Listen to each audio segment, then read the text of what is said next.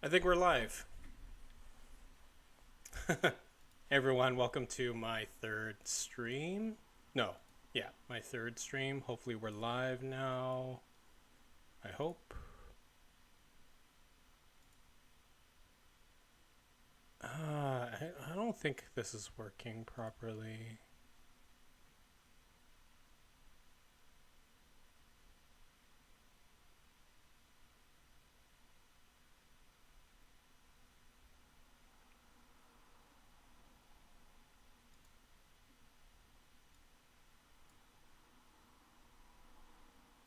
Okay, there we go. Hopefully, this is live.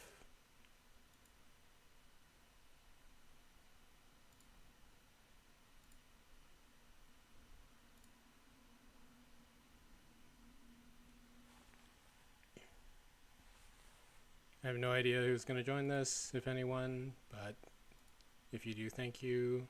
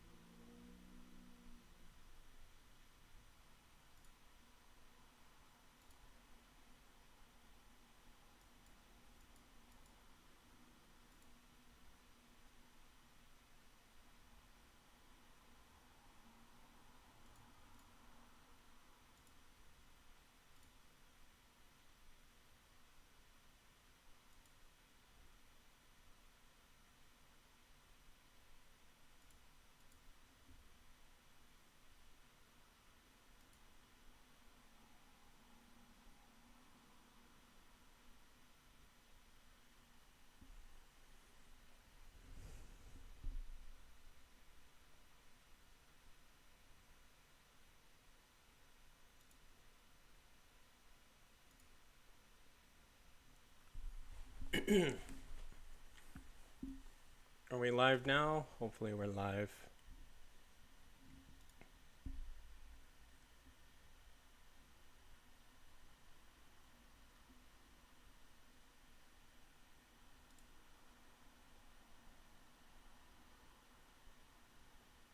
There is a delay. I feel like I need better internet, honestly. Or maybe I need to take off OBS.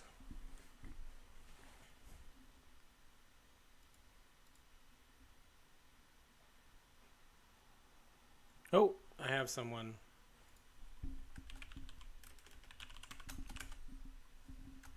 Welcome to the stream.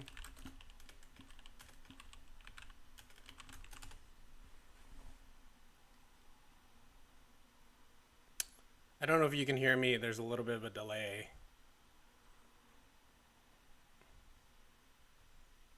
If you can, that's amazing.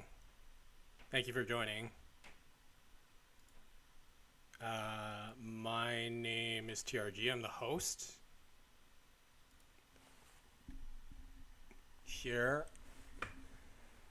There is definitely a little bit of a delay. I don't know how I can fix that.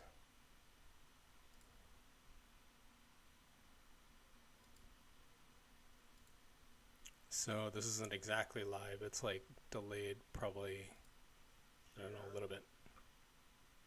There is definitely a little bit of a delay. I don't know how I can fix that. So this isn't exactly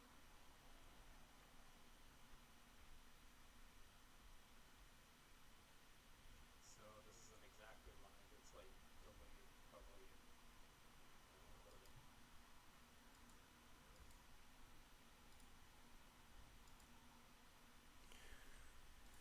bit. There's like a 30-second delay.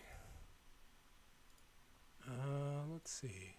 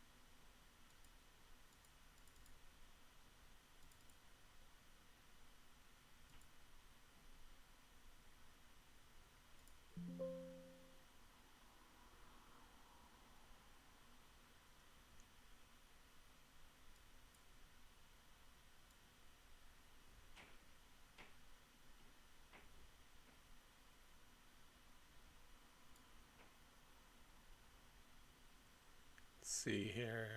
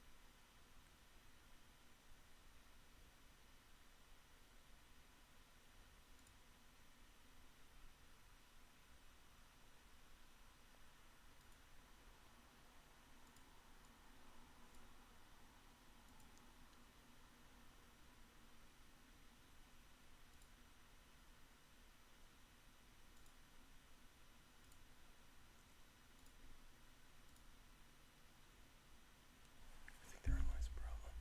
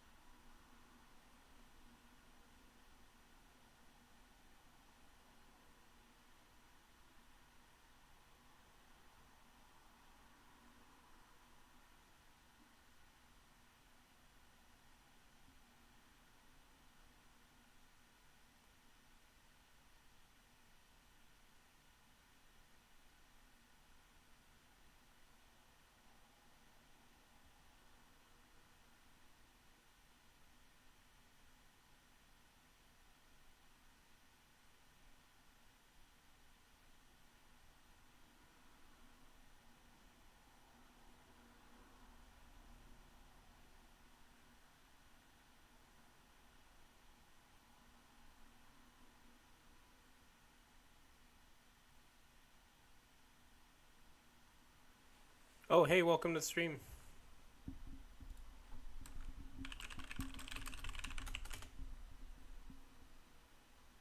Thanks for joining. I feel like this OBS is like not that great.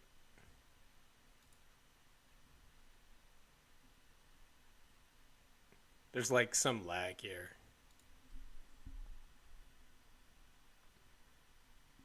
Hopefully you guys can hear me. I don't know if you can though. My mic volume should be okay. If you're new to my stream is really all dedicated to,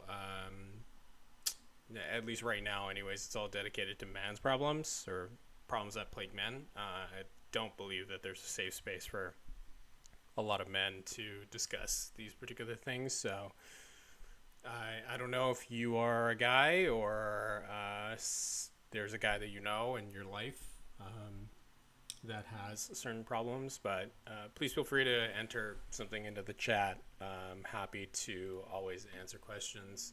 I thought we might put the browser on here live today, and then maybe just use GPT to go through some topics that we can kind of talk about to have a better idea of what we can discuss. So let's take a look here. Let's see. What would be a good topic?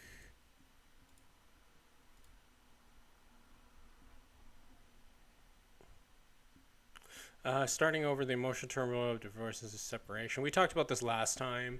I thought that was actually a really good topic. How men handle death of a loved one or friend. Yeah, that's good as well. Midlife checkpoint. Is this all there is? Yeah, I think that's also a really good one. Becoming a father, how to balance partner support and personal needs. I can't really speak to that one too much just because I'm not a father myself. So I can't really address that. But I can probably speak to it a little bit just because I have quite a few friends that are fathers. So that's something that I could probably do. Um, let's talk about the shame of debt, how financial stress kills your confidence. Yeah, this is a good one by GPT. So I'll post this here. So let's discuss this particular topic: the shame of debt, how financial stress kills your confidence. Yeah, I can speak to my own experience. I think probably some people can speak to their experiences as well. You know, there's been times in my life where I've made a lot of money, and there's times in my life where I've made no money. And anytime that, they they obviously say, there's more important things than money, and of course I wholeheartedly believe that's true. But you can't really survive in life without some kind of money, right? Even if you have a very low cost of living lifestyle, you're gonna need something. So in order to have that, I think that's obviously really, really important. And when you have it I think this problem becomes exacerbated when you have like codependence or dependence on you. So like kids, family, spouse that you're earning for, or are depending on you to earn in order to survive.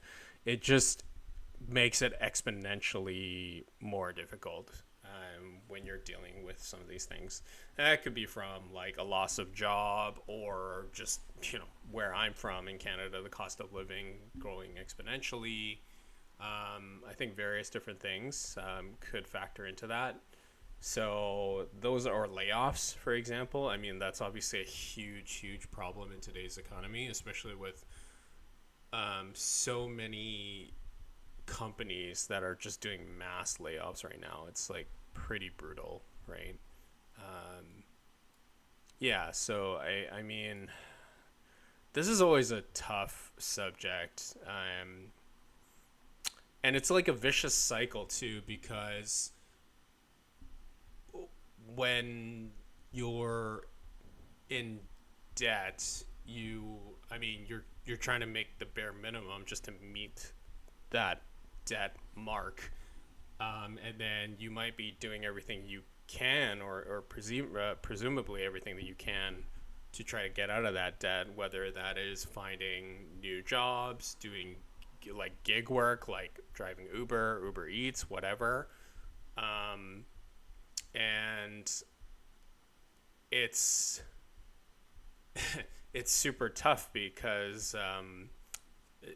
you're just making the bare minimum, to service that debt. You're not really, you potentially aren't chipping away at it unless you call a debt consolidator. So I think that's a really rough thing. You just feel like you're in an endless spiral, and you're never getting out of it. It's equivalent to like being in quicksand, right? Like you step in the middle of quicksand, the harder that you paddle up, the more that you sink. And you're wondering like, well, what do I do, right? Like how do I get out of this? Debt's a really complicated thing. Many people have talked about debt as well, to a huge extent, that are way more knowledgeable than I am. There is I can't remember. There's like two methods that people talk about. Basically, they work like this. There is one method where it's paying off the lowest debt amount on whatever you have that is in your debt repertoire, if you will. So like, let's say we start a Google sheet and show you guys. So hopefully you guys can follow along here. I don't know if this will. So debt payoff. So type of debt, amount, interest. So let's like name a couple things. So credit card, car, house,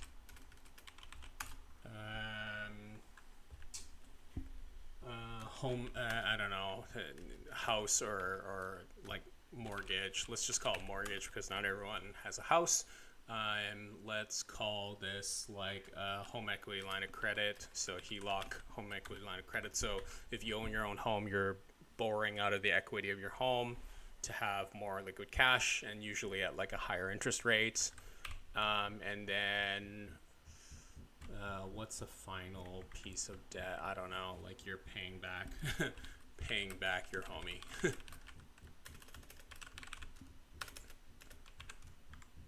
Okay. Okay, so your mortgage is going to be your biggest debt. I don't know, let's make up some numbers. Let's say that's like $400,000 or something, right? Your car, maybe like 20 grand. Your credit card, maybe like $2,000. Home equity line of credit, I don't know, you borrowed maybe like 60,000.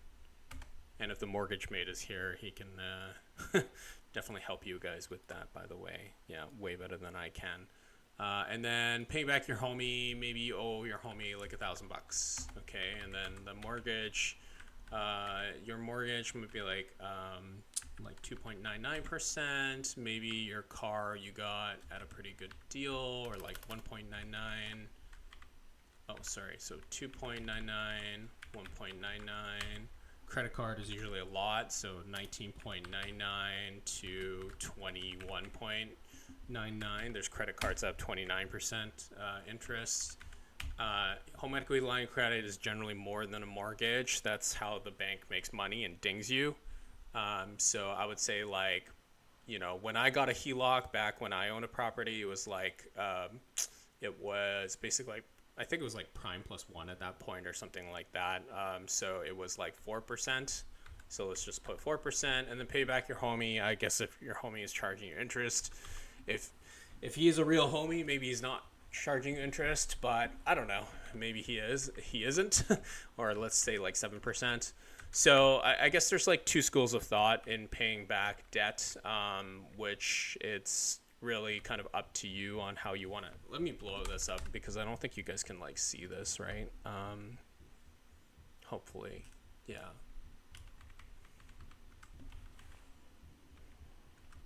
Did it open up? Okay, hopefully it opened up. There's time delay on my stream versus you guys, so I apologize. But so there's two schools of thought. One is, I actually can't remember the name, so you guys, I'll try to look this up later for you guys. But one is to pay off the lowest debt possible. So the amount, right? So you would focus on this. So I'm just going to like highlight this column right here. So what is like the lowest one here? So it's $1,000 paying off my homie, regardless of whatever the interest rate is.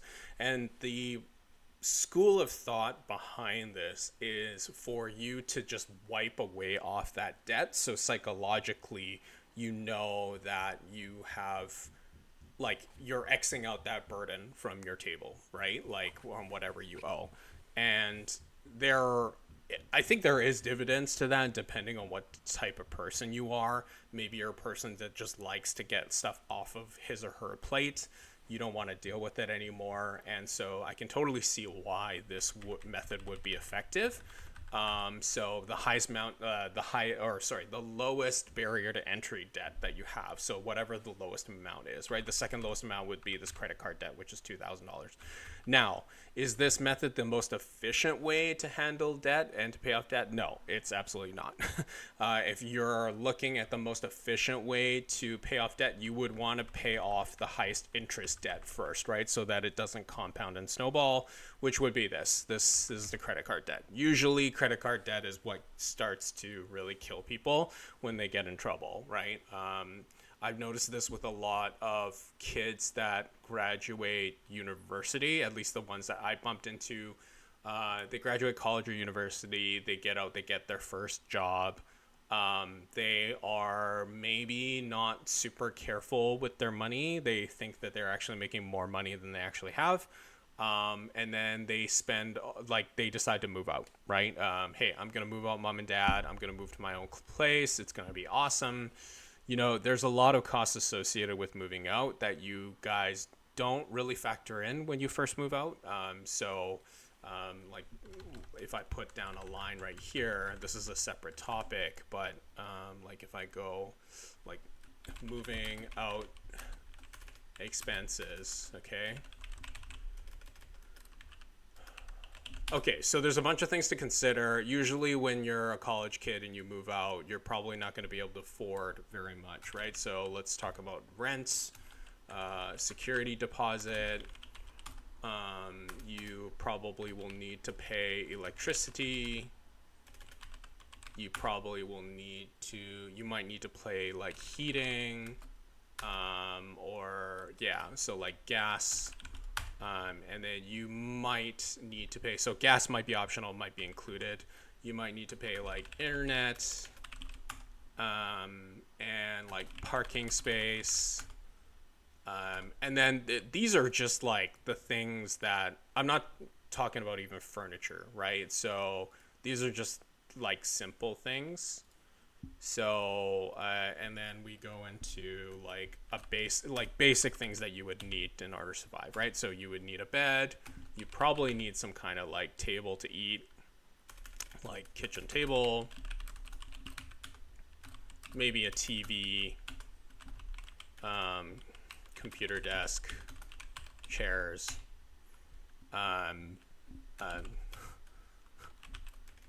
cooking utensils, pots, and pans. Okay, there's a whole bunch of other things there, but like these are probably the major things that you need to survive, and I'm not even talking about like cleaning supplies, right? So cleaning supplies. So your like, you know, or like personal hygiene supplies. So soap, shampoo, conditioner. Okay, I know we're going on a little bit of a rant here, but a lot of kids I find sometimes they get into credit card debt because they move out and they might be too proud to admit that they need mom and dad's help because they've made the executive decision to move out. It might not have been something that they were forced to do, which there are kids, obviously, they're just forced out of the house. Or, you know, their parents are like, okay, you know, I've done my job, you know, kind of like nurturing you for 18 years. You can't stay here anymore.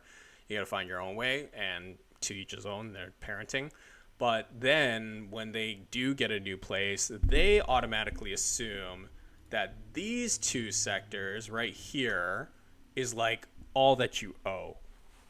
Right? And so that becomes a major issue because you can see there's like 22 line items, and I haven't even gone that deep into what you need.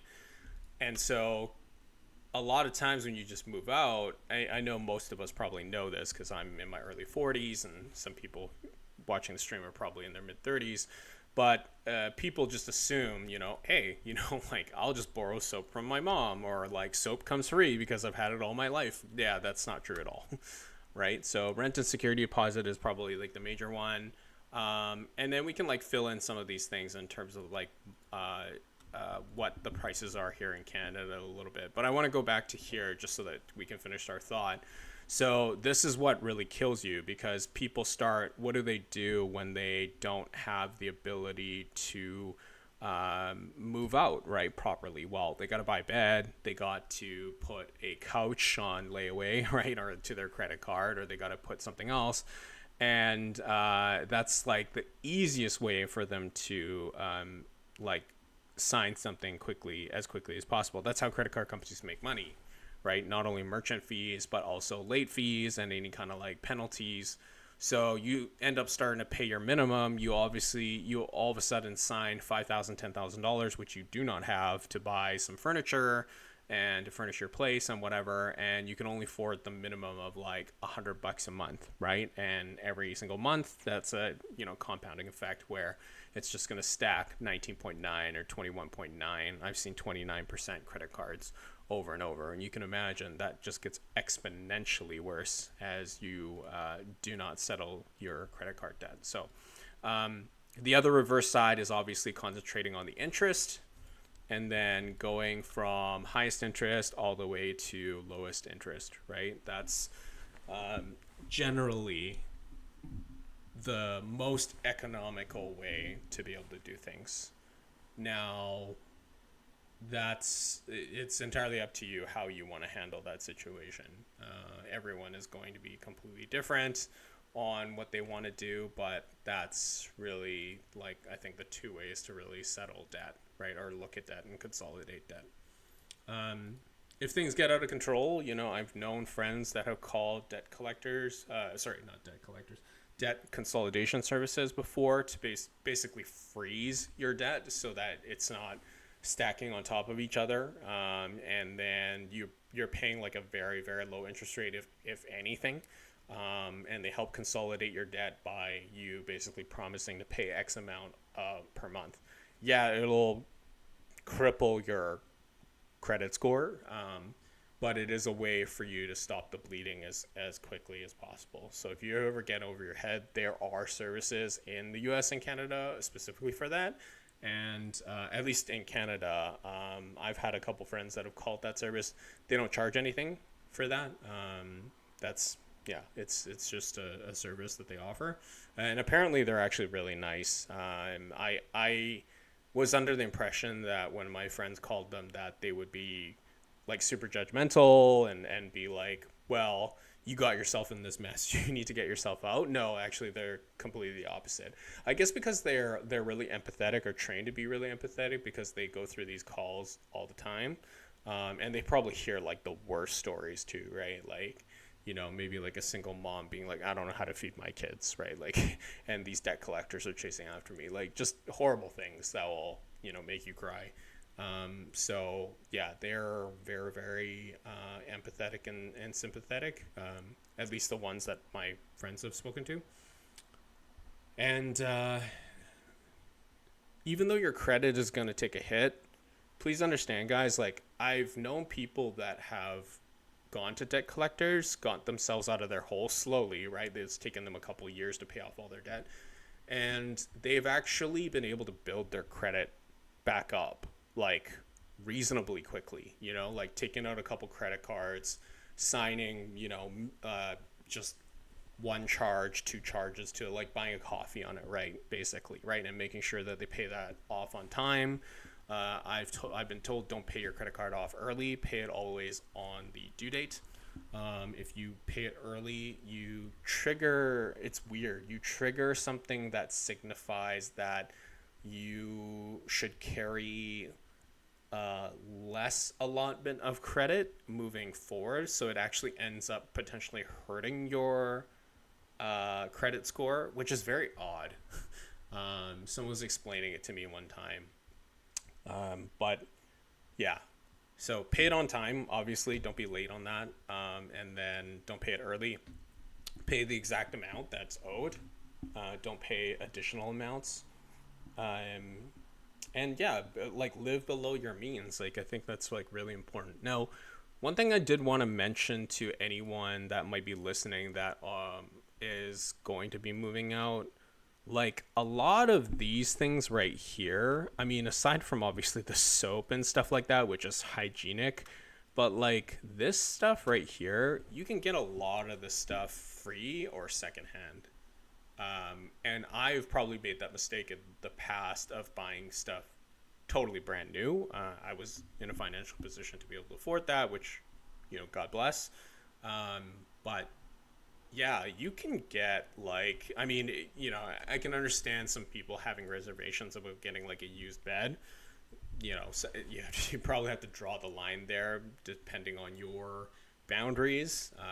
But like stuff like a kitchen table, a television, a coffee table, computer desk, like chairs, you can get that stuff for free. There's people all the time on Facebook Marketplace that just wants their shit out of their house. They don't want to deal with it. You can hire someone from TaskRabbit to help you, and then get a U-Haul for the day, line up your day appointments, and just get all that stuff. Or just, I don't know, ask a friend to come help you with like a couch or something like that. You do not have to pay thousands and thousands of dollars for a couch.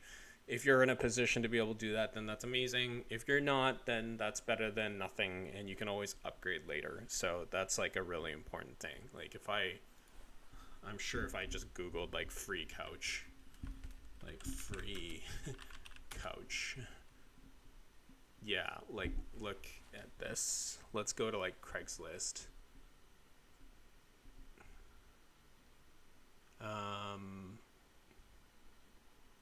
Okay, so we're on Craigslist right here. There is this free IKEA couch,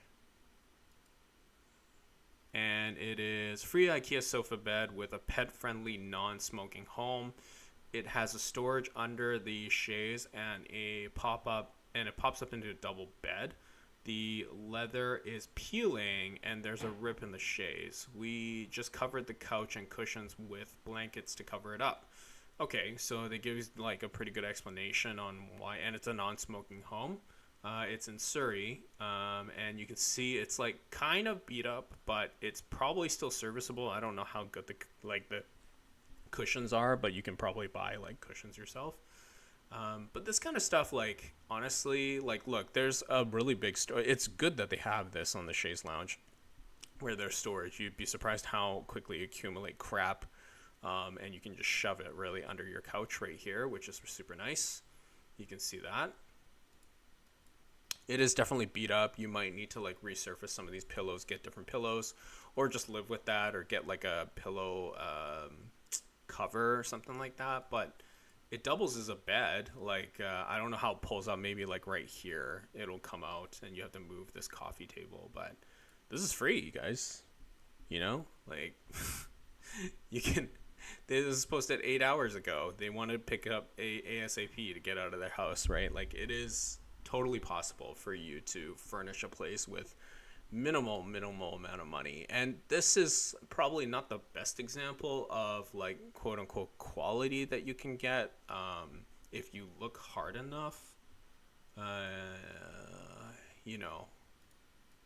Like this doesn't look like it has anything, maybe a little bit of, okay, so the pillow's a little bit roughed up here, but the leather isn't peeling on this particular one.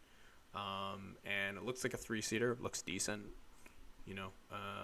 It says, very comfortable, easy to clean, faux leather. Here's the dimensions, no delivery, only pickup. Cool, awesome, right? And it looks like it's in decent condition. It's in downtown Vancouver. You can rent a U-Haul and just tell your buddy to drive it or something like that while you go pick it up with another friend. So there's like a bunch of things that you guys can do. There is free stuff, a computer chair, a free sofa chair. Yeah, so I think you guys get my point. If you guys do happen to, go,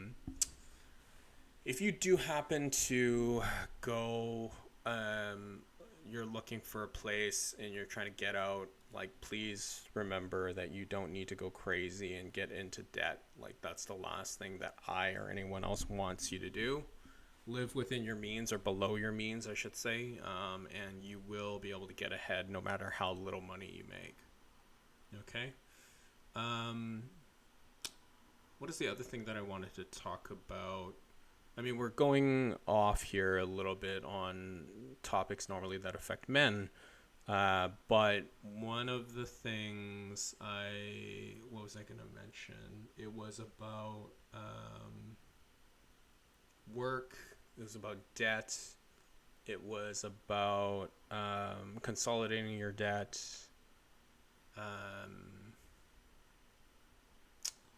I guess maybe taking off your own vices. So as you know, I don't know if I've ever told you guys this story, but I had a so when I was in elementary school, I went to an elementary school. It was a public elementary school, but here in Richmond, basically it was an elementary school in a catchment area that was like the nicest part in Richmond, right? It was called Sunnymead, that area. And my school was literally right in the middle of it. And we didn't live there, so I was long distance.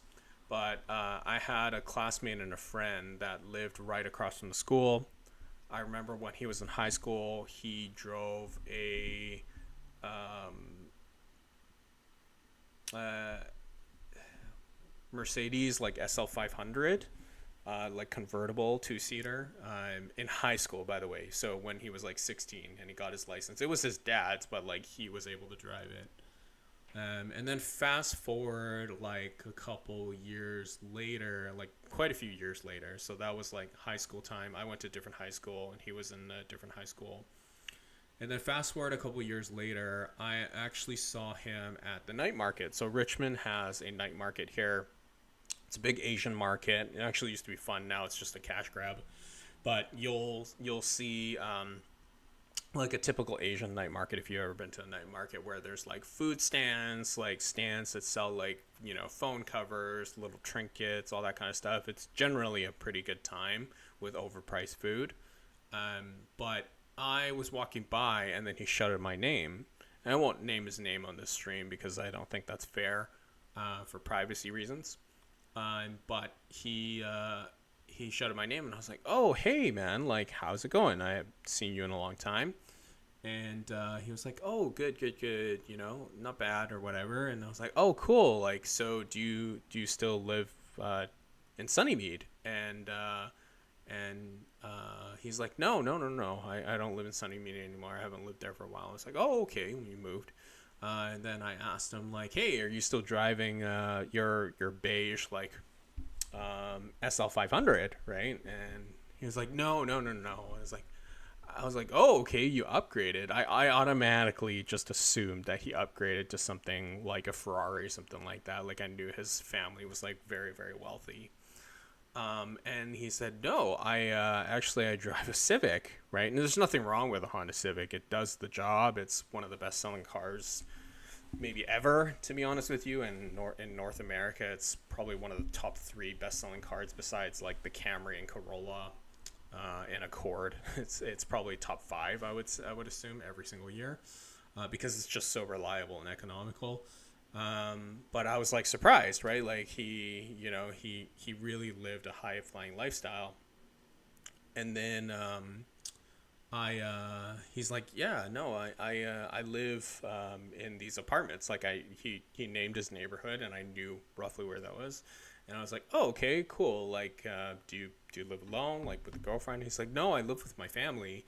And so he didn't tell me these details, but I found out from a family friend later, or sorry, a mutual friend, not a family friend, that his dad was a really wealthy businessman from Hong Kong, but he was also a chronic gambler.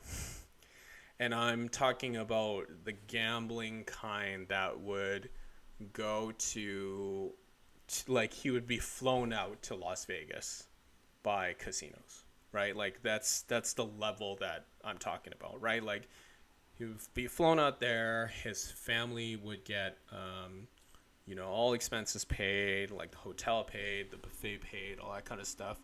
And I guess there was one time where he went all in and he lost a couple hands and he lost everything.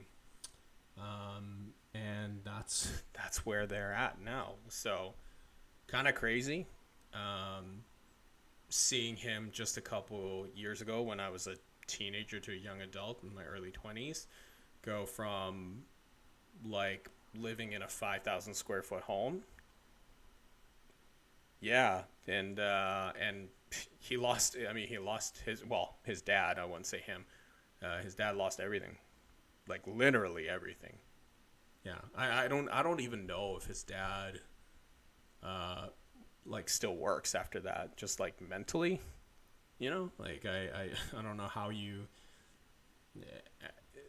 I hate to pile on this as a quote unquote man, but he was probably the breadwinner of the family, the one that made all the money for the family, and then all of a sudden he lost every single dime. Yeah, so they were living in a place shittier than my apartment, really, and that was like back in the day. It was like a 2 bedroom that was probably like, I don't know, like 1,000 square feet, 900 square feet for like 5 people. I remember he had a big family too. Yeah, yeah. So sad. Yeah, I remember. Yeah. I even remember like talking to him after graduation, and he was telling me like his family was being like, I think he was just telling me he was going on vacation. I was like, oh, where are you going? He's going to Vegas.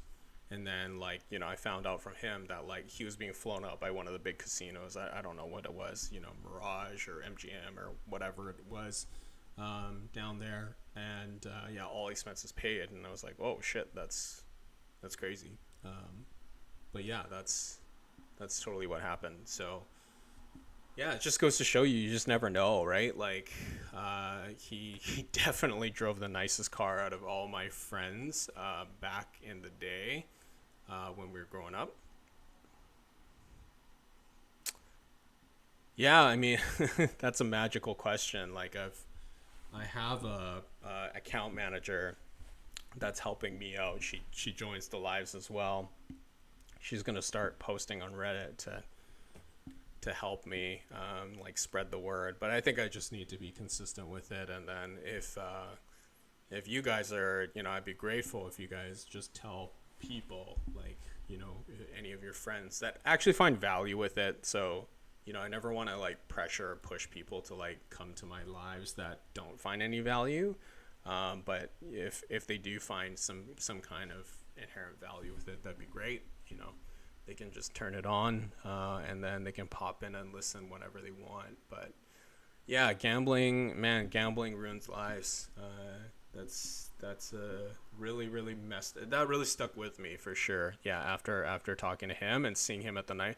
And by the way, the reason why I mentioned the night market is because he was literally working at the night market to make money, right? Like he was like, I can't even remember what the hell he was selling, like spring rolls or something like that, right? It was like a last ditch effort for, to just have like a pop-up stand, to like do something. And then I remember, I think he said his day job was like he worked at a cell phone shop to like sell cell phone covers or something like that. This was like 20 years ago, but yeah, really, really messed up, for sure. Really, really messed up. What did I was gonna show you guys something that I found. I actually found a chat. Sorry, the video the other day by CoffeeZilla. If you guys don't know who CoffeeZilla is, he's a pretty prominent YouTuber that exposes a lot of like shady practices online. So like any kind of meme coins, he'll like do a deep dive into like if Logan Paul like launched some kind of scam, like his game Zootopia, where they had like a meme coin in there. Not Zootopia, it was something Topia, but he basically cheated people out of like their life savings. And you'd be surprised like how many people have actually donated like pumped money into this game. Like we're talking like hundreds of thousands, some people like millions. But anyways, he exposes all of that stuff. But there was a app the other day that I wanted to show you guys, which was crazy. It kind of this covered this thing. I don't know if you guys have ever seen this or heard of this. Okay, so this app, it's on the iOS. I don't know if there's an Android version of it, but it literally turns your credit card debt into a game. So you gamble to actually like wipe off stuff from your credit card, right? So do you guys see this here on the screenshots? Like, let me, I don't even know if I can open this up. So you see this here, right here, like literally you attach your credit card. So I'll blow the screen up. You attach your credit card, And then you have latest purchases like Uber Eats, Whole Foods. I spent money, and then you can bet against it. You can literally bet against it, play games like roulettes like this, or like slots or whatever it is, or I get sports betting to try to wipe away this debt. It's it's so predatory. It's nuts. And this is backed by one of the biggest. I think it was like AZ16, which is like one of the. They're owned by one of the biggest venture capitalist firms in the world. They're like out of California. So this I want to show you because I just felt like, if most of you guys know me, like whenever I complain about something, it's usually injustice in the world about some crazy shit. But like I thought this was super predatory when I saw this on CoffeeZilla. It was like really encouraging people. Like it's taking gambling to the next level. Like you're literally gambling on debt you've already incurred. And obviously if you lose, I'm sure there's some kind of penalties that you get into even more debt, right? Like they have to make money somehow. So yeah, it's super prevalent. And the worst thing about gambling is that the only thing that they really have to do is just read out a little disclaimer, and it's fine. Like like I'm sure any kind of sports podcast that you guys have heard, or if you watch any kind of like football or NBA or any kind of sporting stuff, anytime they have like a sporting ad, they'll just be like, if you have a gambling problem, like call 1-800 blah blah blah. You can visit the website here, da, da, da, da, whatever, right? Like those little disclaimers, and that's all they have to do. And it's they just leave it up to your own vices to not gamble. I think yes, I'm 50-50, right? So the casinos are there, but no one's forcing you to go. So you have to take some self-responsibility to like govern yourself as to what you're going to spend and how you're going to spend. I've never been a big gambler. Anytime that I go, I probably play some slots, like penny slots or quarter slots or whatever, but I usually limit myself on like what I'm willing to lose.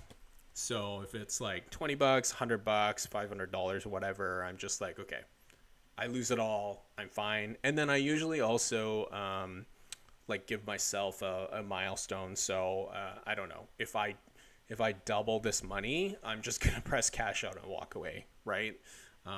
Because the house always wins in one way or the other. So yeah, I think that's a really important thing. Yeah, but I wanted to show you guys this. It's just crazy. This is gambling. I think the next step on here is like gambling. Gambling to see if people get into more debt. So you probably have some active users that have like $20,000 in credit card debt, and you can just gamble against if they're going to hit black or red, and how much more like further they're going to get into debt, or if they're going to consolidate their debt, which is messed up. Like you're gambling on potentially human misery. But yeah, it is what it is. Yeah, it's kind of crazy. Yeah, so I wanted to show you guys this. This was like pretty crazy, since it's backed by like a really big VC as well. So obviously they see a ton of money into it and they're trying to push it. The other things, what else was I going to talk about today? Yeah, clout chasing I think is one of them as well, which is funny. I'm on live stream, but like yeah, people will just do absolutely anything and everything to just get some kind of views and clicks. There's just so much money in the space right now that and competition as well, that it's just nuts to try to I don't know, like people just go through more and more extreme things to try to get any kind of like attention. Like I'm sure you guys have heard of Johnny Somali, who's like an edge case, but like if you guys haven't heard of him, there's there's a guy that covers all these YouTubers. He kind of Atozi. He has a pretty good channel. He just exposes all of this stuff. I mean, he's like view farming as well, but like he usually exposes all of these crazy people. But like, yeah, this dude literally like live streamed himself fucking up Japan, and like doing like horrible shit to like people in the subway and also like monuments around there, like really really just disrespecting like the rules around there. Like he probably deserves to be in prison, and then now he's actually like facing court time. Like he's in, I think he is facing charges in Korea right now, last I heard.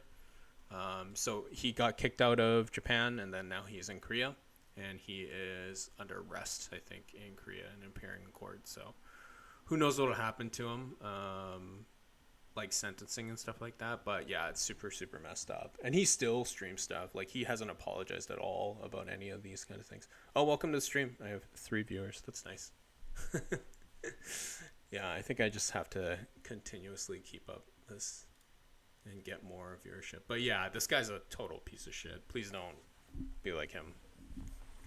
Yeah, I never understand it when someone goes to a foreign country and just acts a mug. I mean, he's doing this for views, obviously, but this is maybe going to cost him his life. So I don't think that that's worth it. But that's like the level that we've gotten to. Like it's kind of crazy. Yeah, people will just commit straight up crimes on streaming or or post on YouTube videos just for a little bit of like viewership and clicks, like and fame.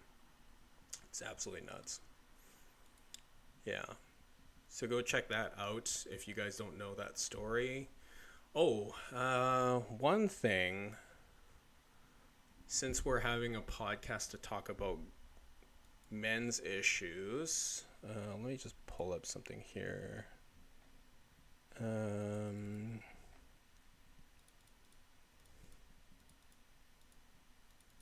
Let's see.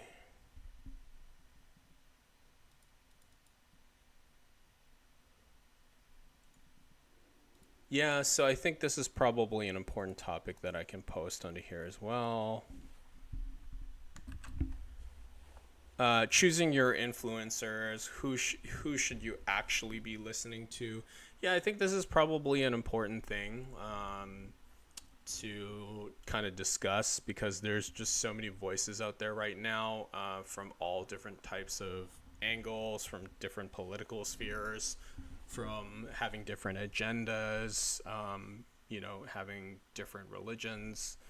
And it's probably important to suss out on your own, like what works best for you and what you truly believe in.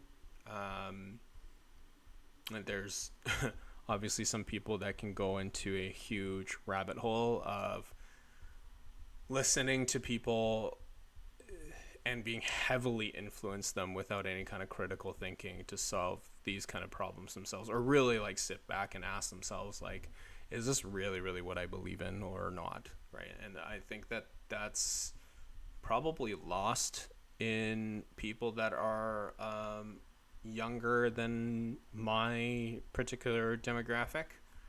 So I think that's important for everyone to understand. Like that's something that's pretty serious, yeah, in the community right now. And it's so easily to be influenced, right? Like you're bombarded with like knowledge upon knowledge, and the algorithm is literally built to be able to continuously feed you influencers that you may align with, or maybe you just even watch just a couple of their videos. You might not be totally aligned with them, but it's built to do that, right? Like if I clicked on this video of Jake Paul, for example, right, and I watched a couple more videos of Jake Paul, automatically on my feed there will be a bunch of probably Jake Paul videos at some point, right, or something to do with Jake Paul and his wealth or something like that. So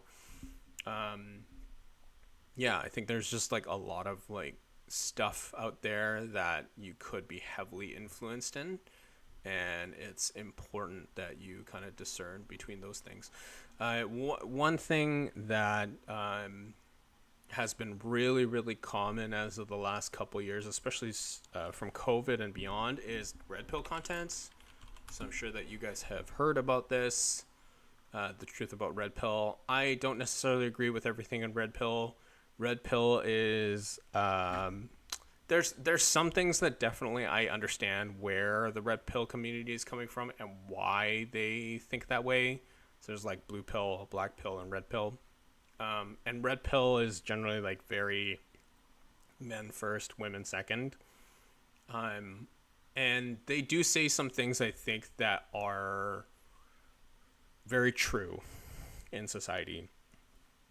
So whether you want to listen to them or not is like kind of up to you. So there's like Fresh and Fit. There's like Myron right here, and they own the I can't remember what podcast it's called. It's in Miami, but it's this guy right here. He's a really popular red pill content creator, and Andrew Wilson. He does a lot of red pill stuff. So just be cautious of that. The one thing that I would say about red pill things is they often identify the problems that males are facing pretty clearly. Like, I do align with a lot of the things that they say are the truth. Like, hey, men are facing XYZ things, and this is why we're doing this content. Now, the solution to those problems is probably something I diverge from. But yeah, just important for you guys all to know about that. Like, I think that's really, really important. There's another influencer.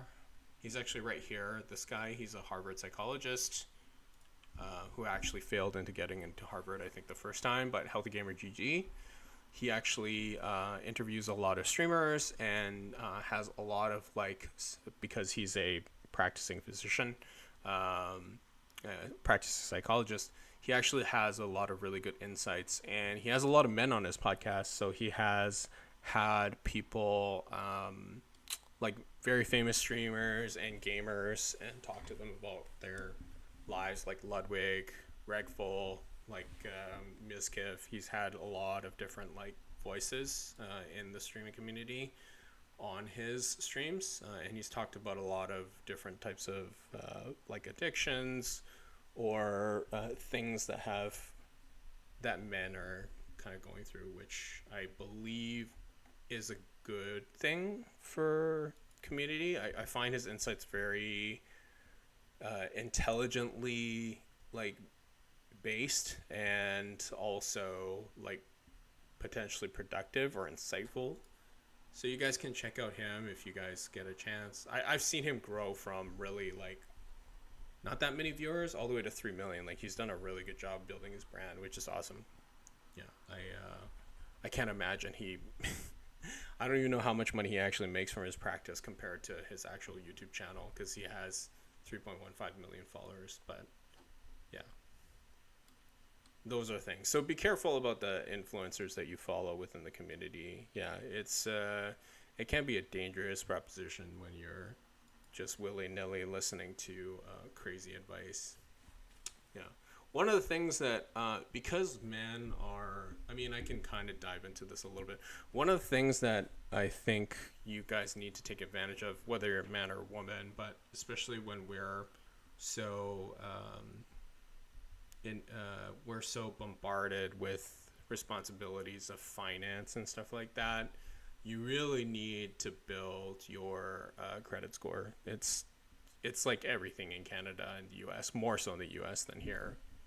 And you should, like, best credit cards in Canada. So credit cards, we're talking about a lot of finance stuff right now, but I mean, we can go to NerdWallet or Credit Card Genius. Those are both good. Rate Hub is also pretty good for advice. These are all three sites that compare a bunch of like credit cards and credit card points, welcome points, all that kind of stuff. So let me see if I can split this into.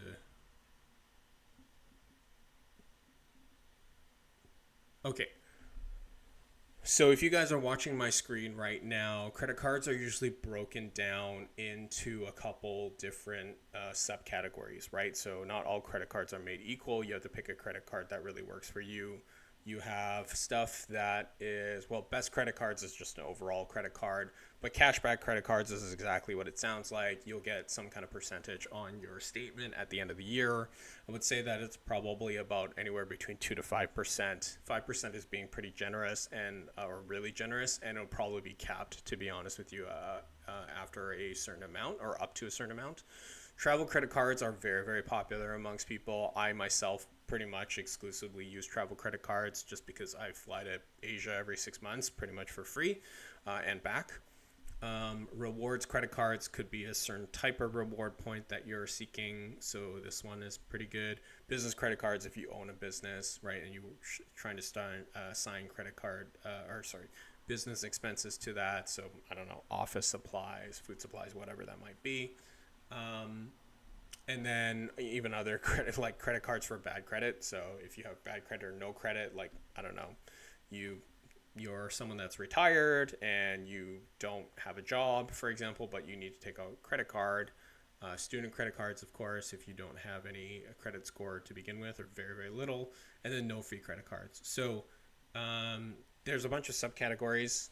Now, every credit card company has a different line of credit card, and they're usually split into kind of like 3 tiers. So number one, you want to pick like what credit card you feel like would most benefit you, right? So if that is cashback, that matters to you. If that's travel, that matters to you.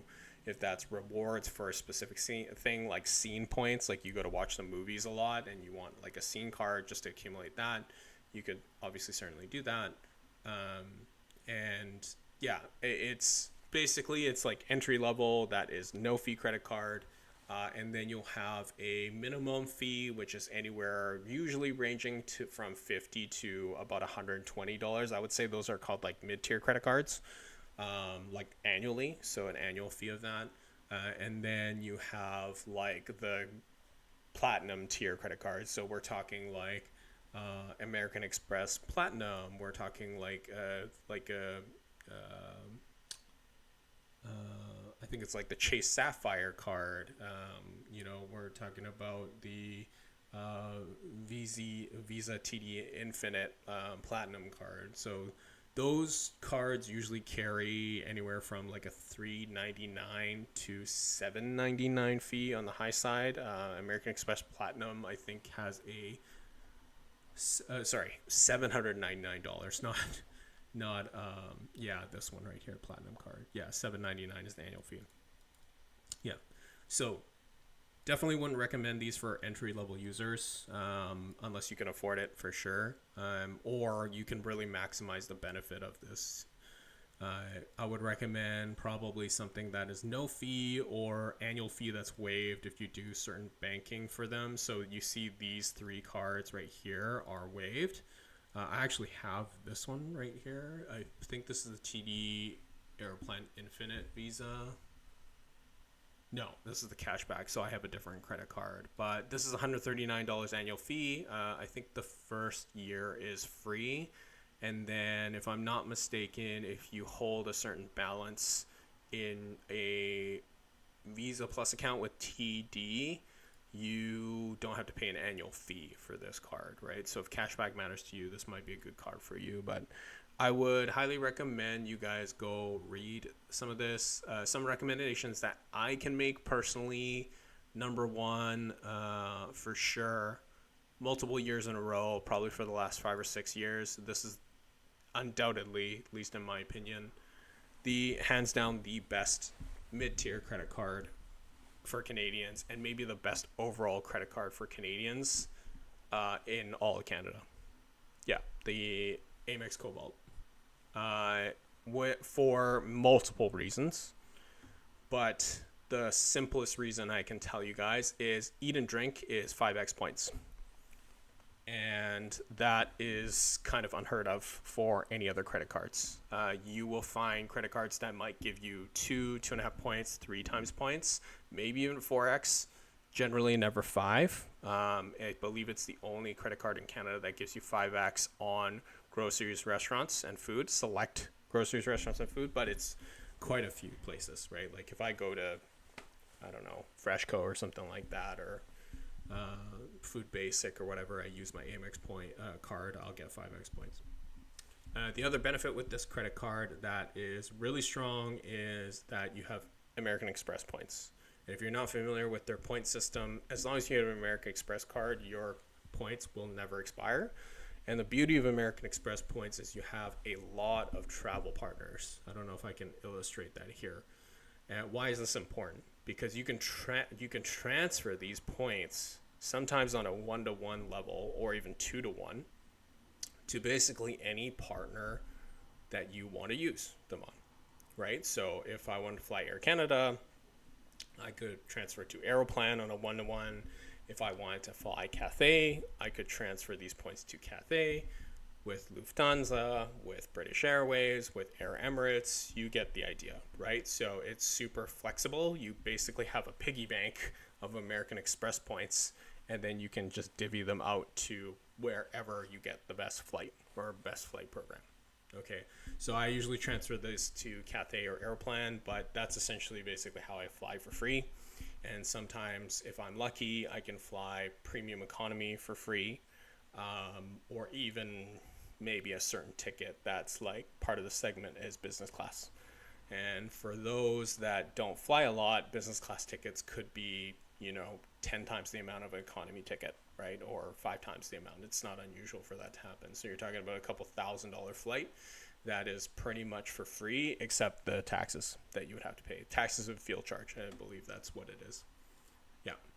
So yeah, this card, recommend. I'm not even sponsored by them, so I don't know why I'm talking about them that much, but I've been really happy with this card for sure. And then there's a lot of coverage in terms of hotel cancellations, flight cancellations, baggage damage, mobile coverage. So if you buy like a cell phone and you sign it to your Amex, you'll get covered for like up to $1,000. So hey, you break the accidental stuff, like you drop it, you break the glass, I don't know, whatever. There's like travel cancellation stuff. Yeah, so there's a whole bunch of things, but this is super flexible. The only bad part is obviously not every business accepts Amex, right? So my general recommendation for most people is hold an American Express and hold a alternative card, right? So a Visa or MasterCard. Yeah, that's an important thing. Now, it should be noted that MasterCard's presence outside of North America and maybe parts of Europe, at least from my experience, hasn't been that great. Like I've been to airports in Hong Kong and Shanghai, in banks there, like they don't accept MC. Like even places in Japan, I found that places don't accept MC. So be cautious of that. Like if you are a frequent world traveler, you might find yourself in a place where they actually just don't accept what you've applied for or what you're using. Yeah, so that's something that I wanted to keep in mind. It's gotten a lot better. So Amex, they have actually a Amex map. You can literally go here and go Amex Canada map, and they'll actually show you a map of all the businesses that you can, this thing, you can use it for. And you can literally just like search by business name, or they'll just like show you, if you scan into like the lower mainland, they'll show you a bunch of businesses that they have partnerships with, I believe, hopefully, if I did this correctly. Yeah, so like a bunch of like businesses on 3 Road, like High Five Chicken, Lennox, Uncle Fatty's Pizza, like Cactus Club will have it, Earl's will have it in Ironwood, like places like this. But not every place for sure. Like Chinese places will definitely most likely not support Amex, or maybe even credit cards in general. They might just only be cash. So that's one of the things that you got to keep in mind. But overall, I've been really happy with my Amex experience. They have I would say pretty good customer service comparatively to most credit card companies. And Amex points are super flexible to the point where I can fly back and forth pretty much for free. Like even my limited amount of spending on my credit card, I tried not to spend too much on my credit card. I still am able to get away with quite a few points per year. And then there's also a lot of additional benefits, like so there's promotion stuff. So like I recently upgraded from my Cobalt to my Gold card because they gave me an exclusive, quote unquote, exclusive summer offer where I got 90,000 points for free essentially by switching over. But the Gold is a shittier card. So what my friend coached me to do is basically pay the 250, and then before my annual fee is renewed in August, I should basically just call them to say I want to downgrade to the Cobalt. But it's up to you guys if you want to do that. You can also upgrade to the Platinum from the Gold, and they'll probably give you some kind of exclusive offer that's a welcome bonus for being able to do that. So this alone, right, like if it's 100,000 points and you make this amount, like you hit this threshold, is already worth quite a bit. Like I've one way for me, one way ticket on Aeroplan, which is quite expensive in terms of point conversion. I was able to fly to Beijing for about 42,000 points one way on Air Canada Direct. Yeah. So, but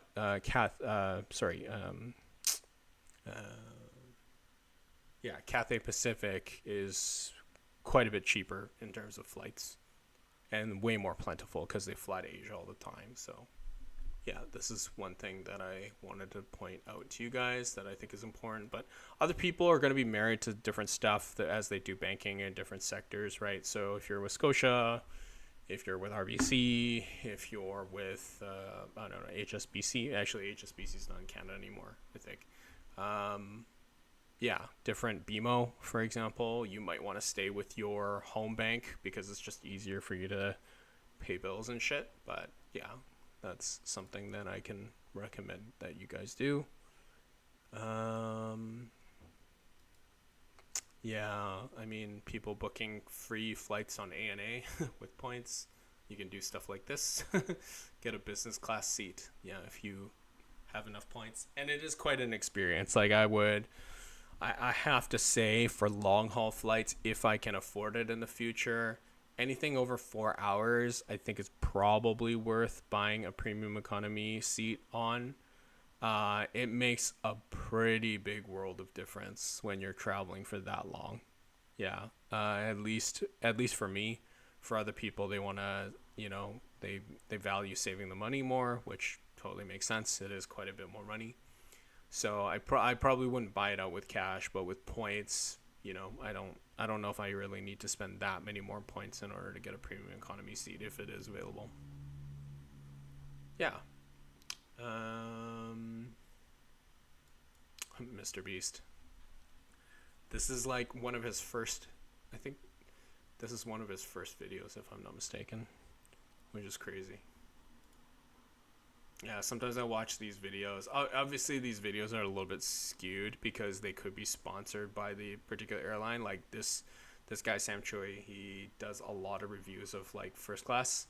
And so it was kind of controversial a couple of years ago because some travel vloggers were basically getting paid by Air Emirates to like boost their airlines. Not that they have bad, first class. Like they have one of the world's best first class flights.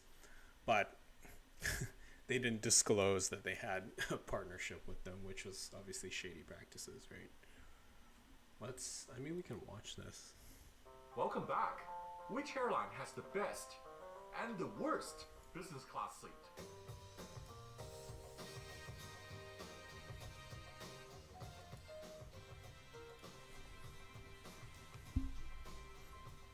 I think most of you would agree with me. The seat is the most important single element of passenger experience on a long-haul flight. But there are so many types of business class seats out there nowadays. There are suites. Sorry, just answering some messages. Herringbones, you name it. I tried out most of these seats, and here's my personal take. So the worst business class seat is probably this one. It looks completely okay.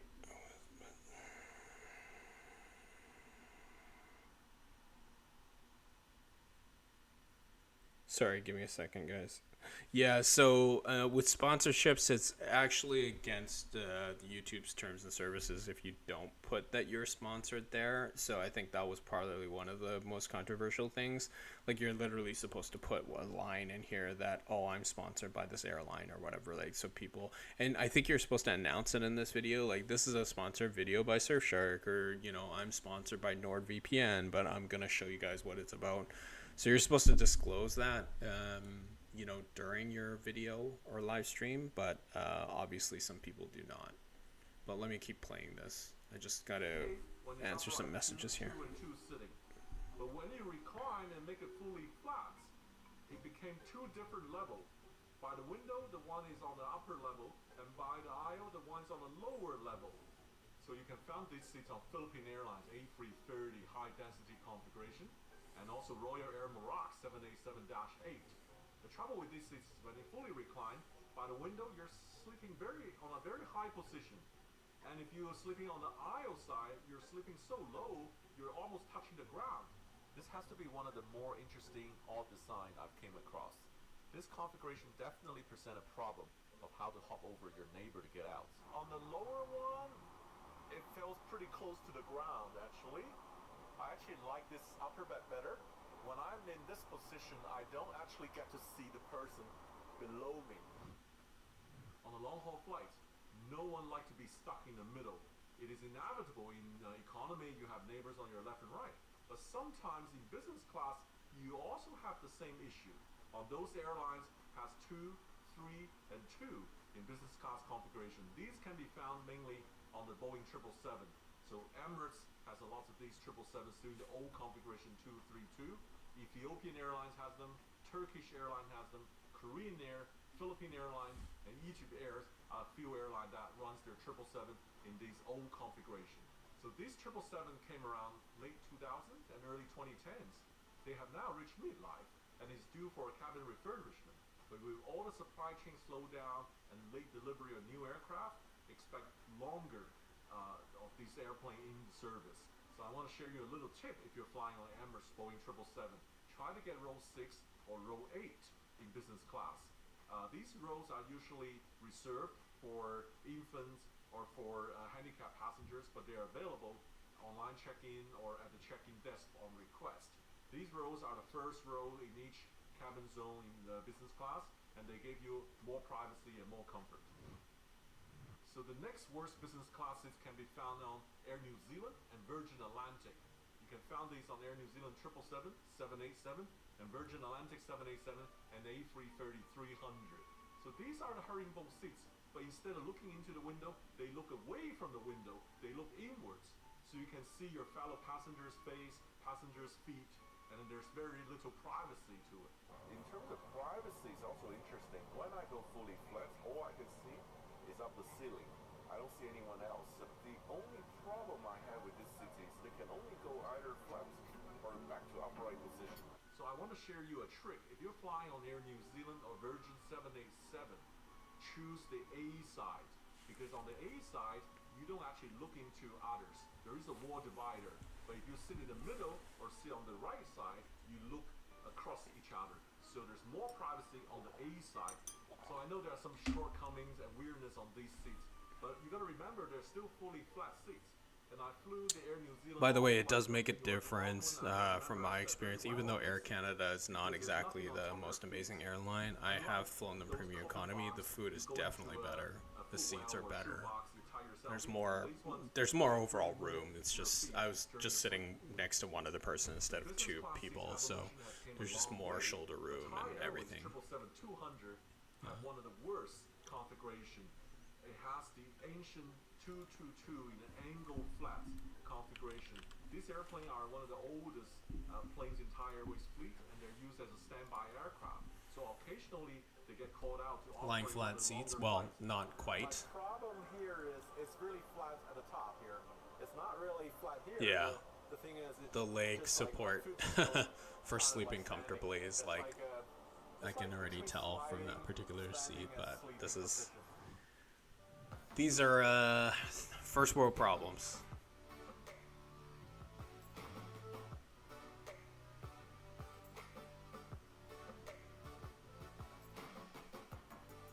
So the design of the business class seats are getting smarter and smarter to use the limited space of the aircraft cabin. Some of these stagger seats called 121 are actually not 121. They're actually 242 if you look at the way they design and stagger the seats around. So the result is the seats are being very narrow. So I have exactly that experience on Turkish Airlines A350 and also on their 787 they have the same seats. These seats are actually fully flat, looks like very private. However, the footwell are very tight and small. And because the seats are so narrow, I did not sleep at all during a long flight from Canada to Turkey. I can see that too. I didn't sleep at all last night. It's just one of those nights. I don't know what happened to me, and I found that the band was very narrow. The seats were so closing in as well.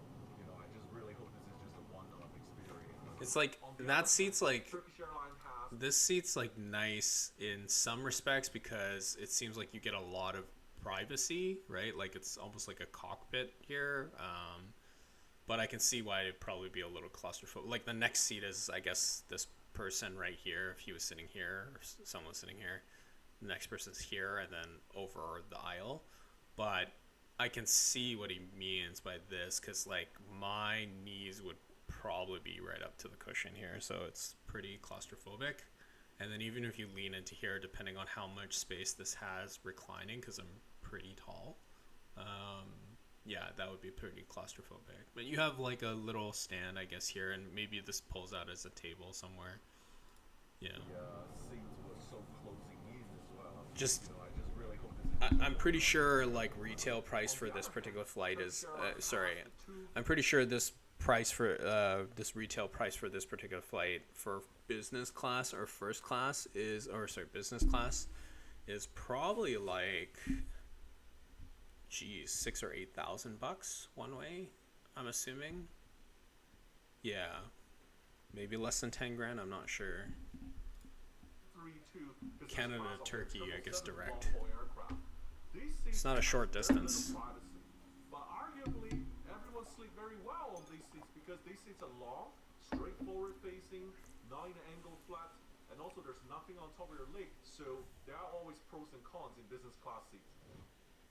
The next business class seat to shame about is on Lufthansa. They have very old 2 and 2 business class seats actually on board every single type of their aircraft. I'm going to give them some credits because as a passenger you can expect no variation on if you're flying on Lufthansa 330 or 340 That's weird. 747s or the 380, right? It's always expecting the same products. Everything looks super dated. Upgrading some of the aircraft, especially the 747-8. They were upgrading the 350 and 787 into the Allegris, right? So expecting the variation going to start getting more and more. It's going to be a luck of a draw, whether you're getting a new product or the old products.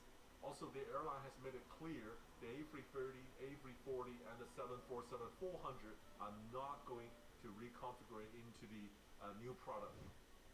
So I want to introduce you Surfshark VPN because I personally use it Sponsor. for tickets, cheaper hotel, and viewer for free.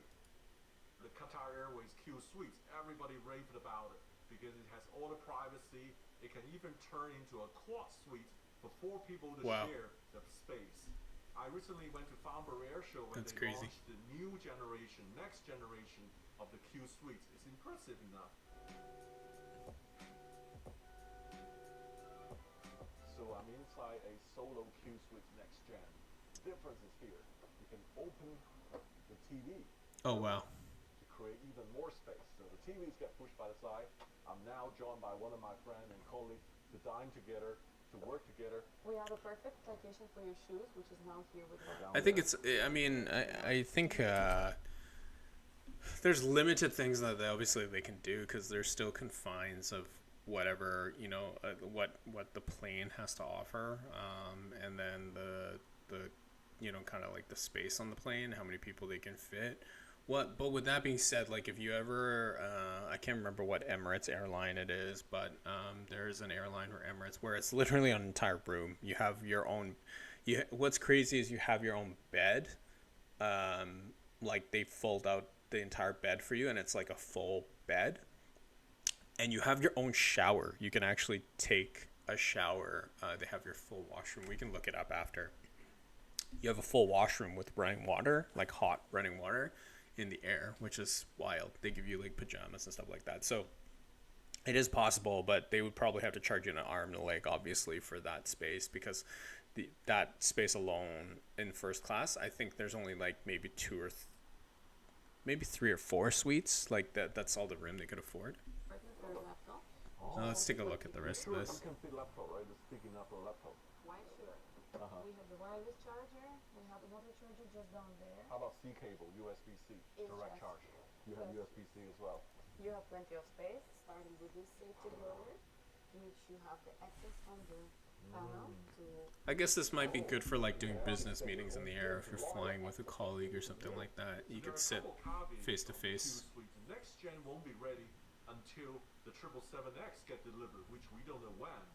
And also, if you're flying on the older 787, A330, or the 350-900, or some of the 777, they don't have the. Oh, welcome to the stream. I don't know who joined, Airline from Japan but thank you is for joining. some of the I'm most grateful. awesome business class seats. This is where One of the widest business class. if you're new to my channel, I'm the host TRG, and the particular topic that we have today is about men's. Just creating a safe space for men to talk about their problems.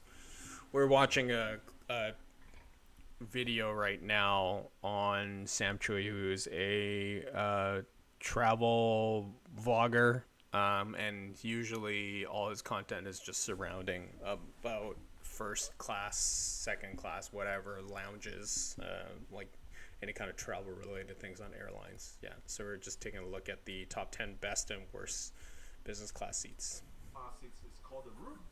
However, it faces upwards This and is backwards to save space, but still, it is so wide that makes all the other business class looks narrow.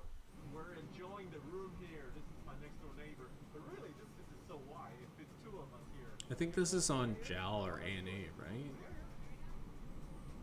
What airline was this? Not Save Qatar. space, but still, widest business class seats. Yeah, ANA. A&A. Yeah. They're known to have one of the best business classes in the world.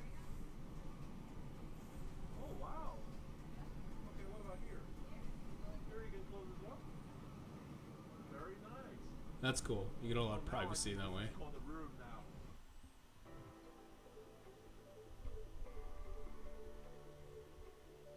Japan Airlines have recently upgraded their business class on their A350-1000.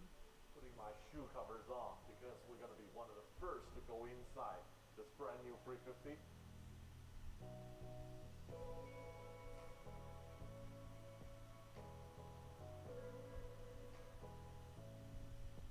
There's 2 giant business class cabins, one behind door number 2 and one in the forward section between door 1 and door 2. 54 fully enclosed suites. Each of them looks like a square box. It's huge. Wow. What's cool is that on this aircraft, this is the world's first stereo-free headrest. So I'll be able to sit back. Oh, this is watch film. No headphones, no AirPods. Instead, it's that surround sound within the headrest. It's integrated right in here. There's speakers built in, probably. The sound I don't know if I built need in the that. headrest. You can That hear seems it. pretty You extra, don't have to but wear any more I guess that's headsets cool. And worry about a wire or an AirPod jumping out of the seat. The next airline have really good business classes is Air France. Air France is the launch customer of the 777-300ER. They received their first one back in 2004. Yep. And they're one of the oldest now flying the sky, so they're due for refurbishment. So one by one, they're changing the old configuration into a beautiful 1-2-1 configuration. Air blue France. seats with very well nice design. Especially the seats on the bulkhead rows has extra full well space, which is huge. So this is a trend most airlines are doing in business class these days, adding the privacy doors. So recently Cathay Pacific has came out with their Aria suites. This one come with a door. Malaysia Airlines recently took delivery of the first A330neo. That also come with a door. And also Etihad they're upgrading their 787 seats now with a fully privacy door. One of my old favorite business class seats is called the APAC Suite. You can find them on a handful of airlines, on Gulf Air, Oman Air, on Korean Air, and Japan Airlines select aircraft. This APAC Suite is very straightforward. It is a 222 straightforward facing all aisle access business class seat. Wow. The caveats of this seat is not every seat gives you the same feeling. If you sit by the window seats, you feel extra private with all the walls surrounding you, and you have almost 4 windows to look out.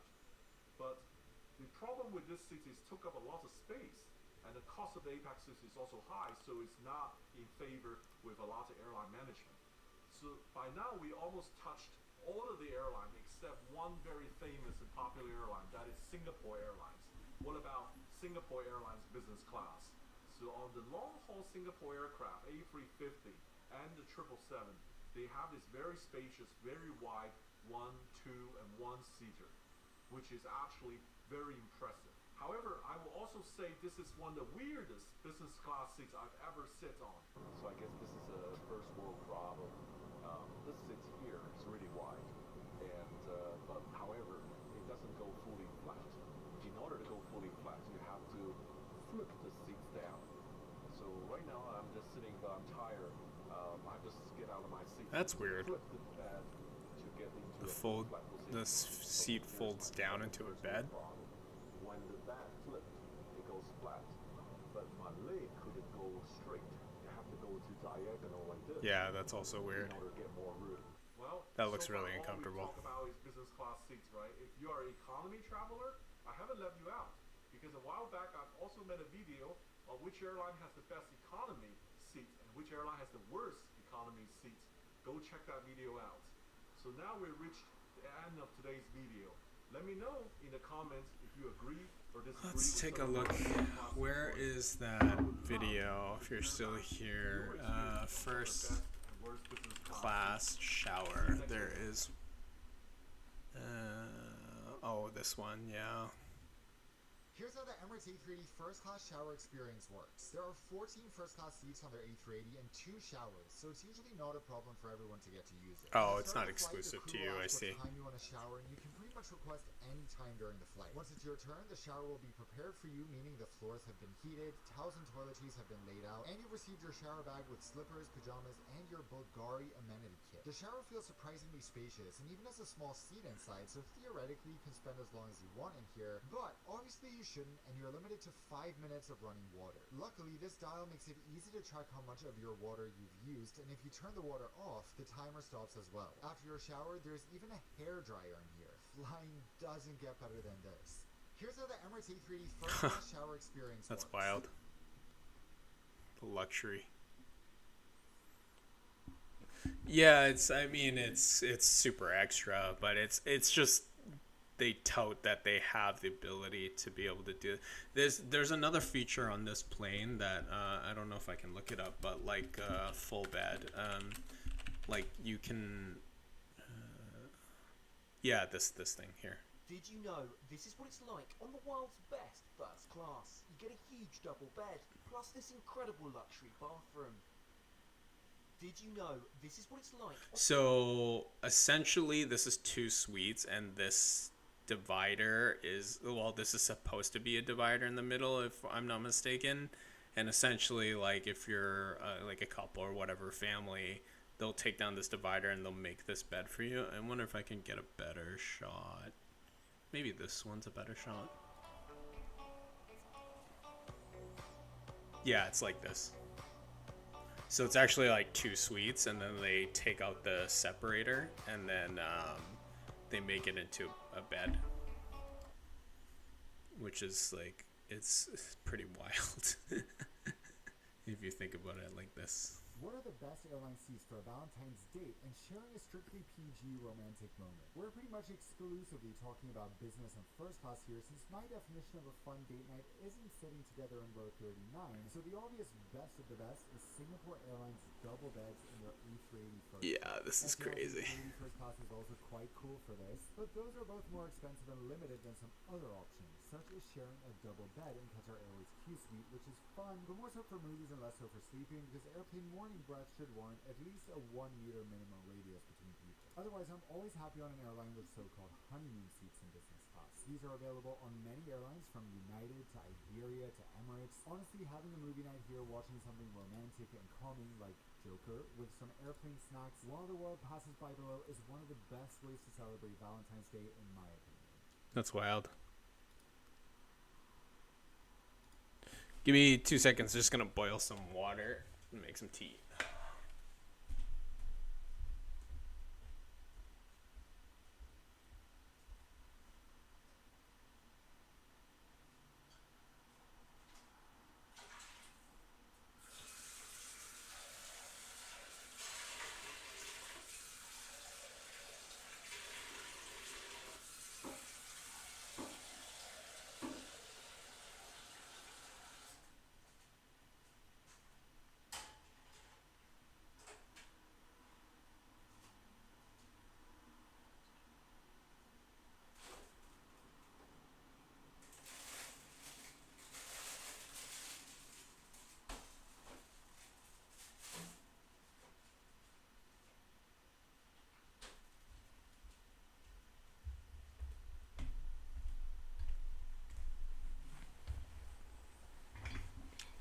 Okay, let's see if we can find you the best cashback credit card.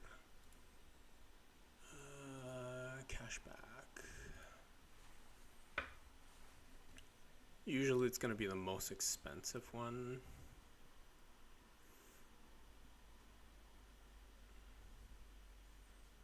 They're always capped though, that's the thing. Under up to $1,200 cash back annually and 2% cash back on all other purchases.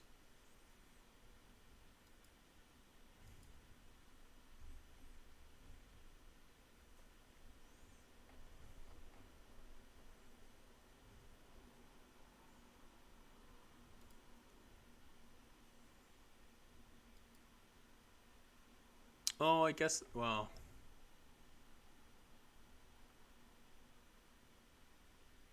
TD Infinite Visa. There must be stipulations with this card.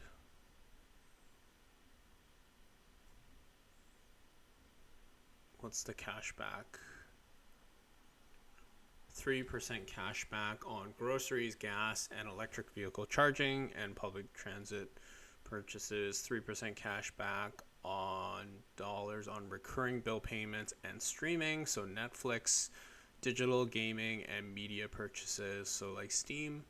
And then 1% cashback on dollars on all purchases. Okay, I guess. I don't know.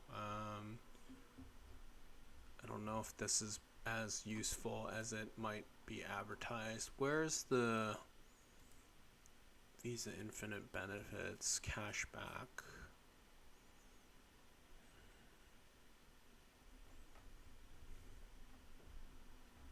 Doesn't show the specific cashback amount. Scotia. Oh, here. Earn 10% cash back on all purchases for the first 3 months, up to $2,000 in total purchases. That's not a lot. So up to $200. And then what's the reward rates? Earn 4% for every $1 you spend on grocery store purchases, recurring bill payments, and subscription purchases. Earn 2% for every $1 you spend on gas purchases and daily transit purchases. Earn 1% cash back on all purchases with no cash limit.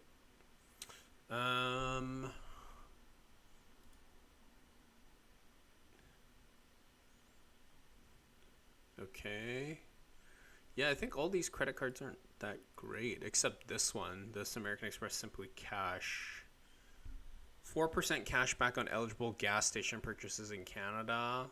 So if you drive an EV, obviously that doesn't do anything for you.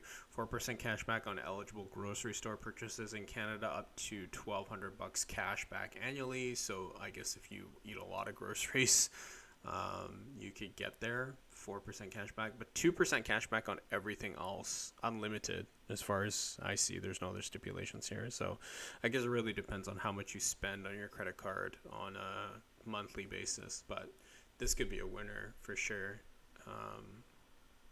Yeah. Like if you spend like 100 grand on your credit card every month, I mean, you get $2,000, right? That's quite a bit. That's a lot of moolah. Intro offer. Earn 10% cash back on all purchases for the first 3 months, up to $2,000 in purchases. Plus, earn a $50 statement credit when you make a purchase in month 13. So when you renew your card. This could be up to $250 in bonus value in your first 13 months. Okay. So essentially your annual fee goes to like $70 because if you keep it for a second year, because you get a $50 statement credit. Yeah, I don't know if that's like, some of these things are, yeah, 2% cash back on everything is super rare. Yeah, I will admit that, and it's uncapped. 4% cash back on gas and groceries, comes with comprehensive travel coverage up to $60 statement credit with Instacart. Oh, okay, if you use Instacart for grocery delivery. And then $200 annual fee, $9.99 per month. So it's broken down monthly instead of annual, which is not that big of a deal, but I guess it matters for some people. And that may be too steep for some users. Yeah, I mean, the Cobalt that I was paying for is like 125 or 137, but it's billed monthly, like $12.99. So it's just like an Amazon Prime membership. That's for people who value cash back over extensive travel perks. Yeah, I mean, I think this could probably work if you're really looking for something. Like 2% cash back is quite a lot. Yeah, uncapped. Yeah, even the Costco card is capped from CIBC. Like I'm pretty sure it is. CIBC. The benefit you get from using this card, though, is they have exclusive rights to Costco. So either you pay with cash or your Visa debit or MasterCard debit, or you get this thingy. 3% cash back on Costco gas, cash back at restaurants and Costco gas, 2% cash back at the gas station, electric vehicle charging station, and Costco.ca, and then 1% cash back on all other purchases, including Costco. So 1% cash back or 3% Costco gas, and there must be some stipulations on caps. Let's see if there are.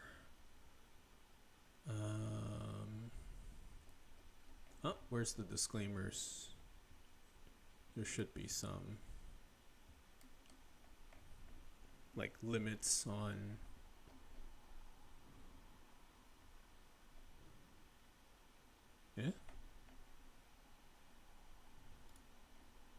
there's no limits? Oh, I guess maybe there isn't. Okay. I mean, most people probably won't shop at Costco.ca. Well, very few people that I know. Electric vehicle charging stations, I guess. But 1% cash back, I guess, in Costco for anything that you buy at Costco. Yeah. With your Costco membership, you also get... I can't remember how much you get for Costco membership. Let me see. Costco membership benefits. That's granted you shop at Costco a lot. Executive membership, like I have this 2% annual rewards, earn up to 2% rewards up to a maximum of $12.50. Okay, so the max you can get is $12.50, but the credit card will keep rolling no matter what, even if you make other purchases. Additional Costco service discount, receive greater discounts and extra benefits on any Costco services. Get a $10 monthly credit on eligible Instacart orders. Receive exclusive offers and additional discounts. Okay, so you get 2% basically cash back compounded with the one, so you get 3% cash back up to $12.50 for the 2% and then 1% for the actual Costco CIBC credit card. You can like stack them basically. Yeah, that's what's pretty nice about this card.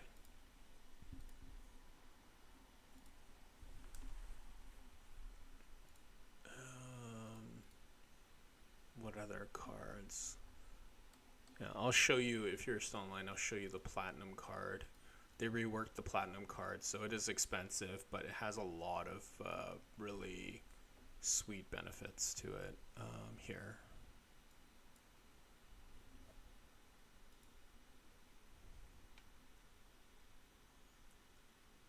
Okay, obviously besides the welcome bonus, which is 70,000 is not that much. I've seen it go to 120K, to be honest, after spending $10,000 in the first 3 months. So it depends on how much you spend on the credit card.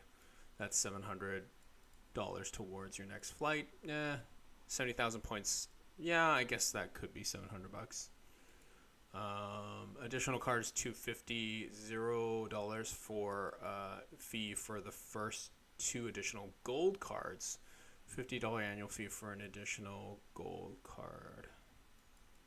Oh, okay, so if you get the platinum, you can issue 2 gold cards to family members. Hold on, the water's boiling. I'll be right back.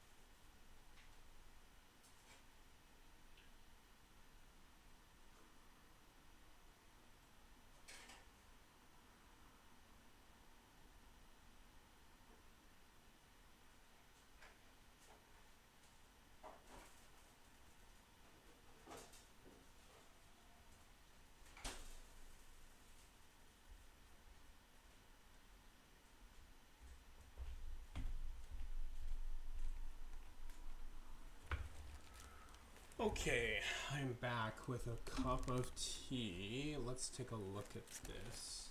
I got some chocolate from Thomas Haas. I don't know if you guys see that here.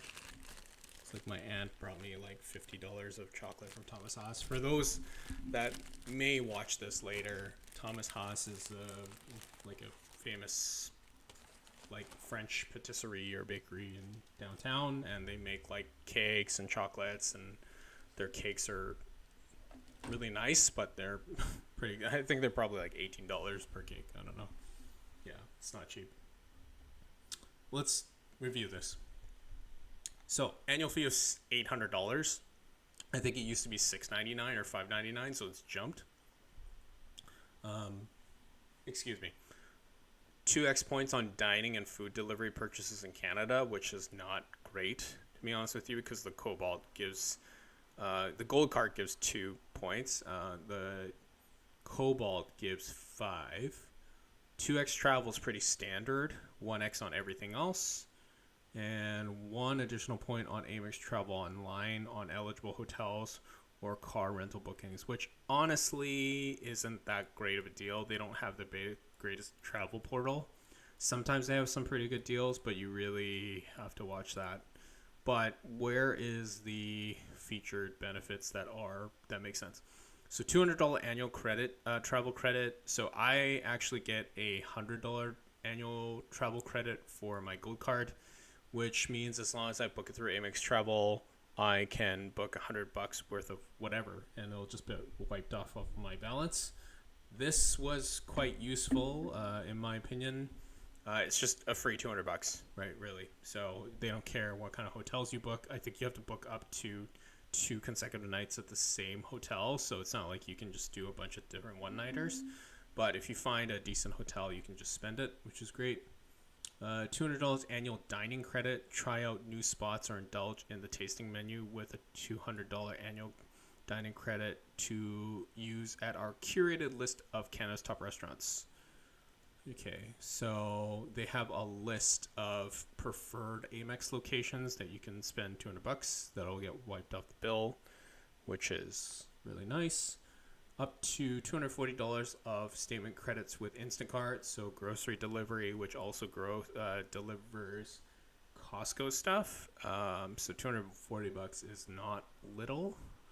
Pay for almost anything with points from the groceries you travel to streaming services. You can redeem membership rewards points with the use points for purchases. Color eligible points.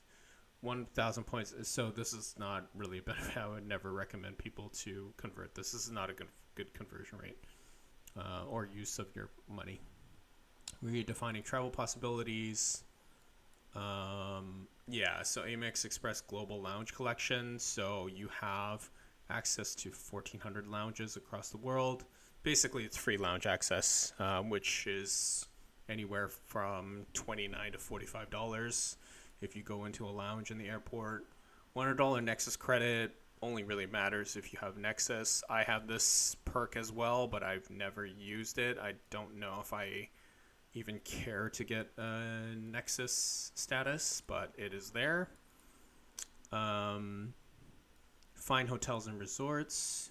Eligible card members can enjoy unforgettable experiences in fine hotels and resorts. Book with American Express Travel and receive complimentary benefits with an average total value of approximately $550 USD at over 1,600 extraordinary properties. Some of the best hotels in the world with benefits of eligible card members, including unique property benefits, daily breakfast for two.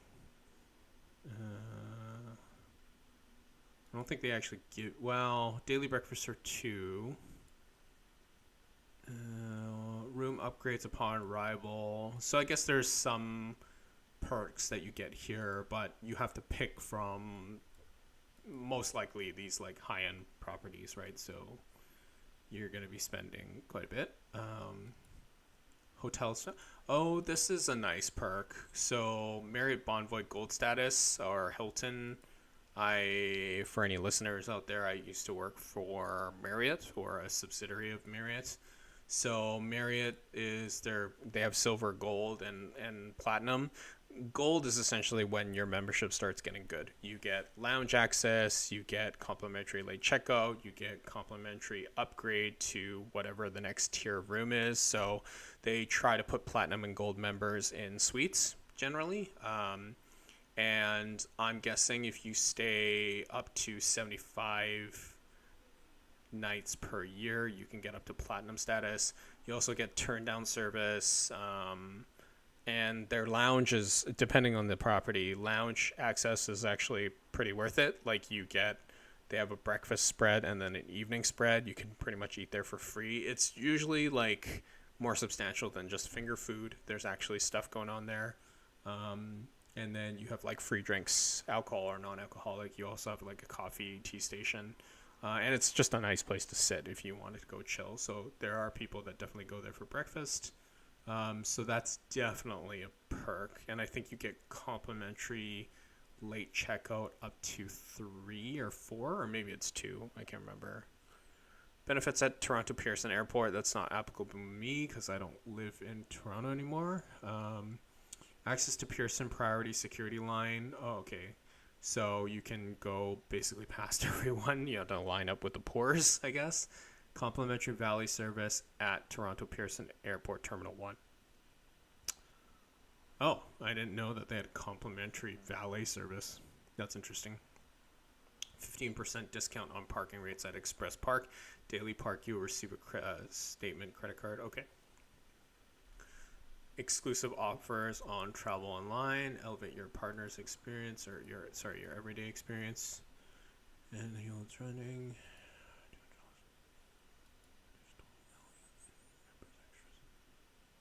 Unlock $200 or more in additional value with members extras when you make a qualifying purchase with participating brands. Okay, so certain brands you have to buy stuff from, you get an extra $200. Platinum Concierge is, from what I understand, is a direct line to a concierge that you have virtually. It's 20 or by phone, and they can basically do anything for you.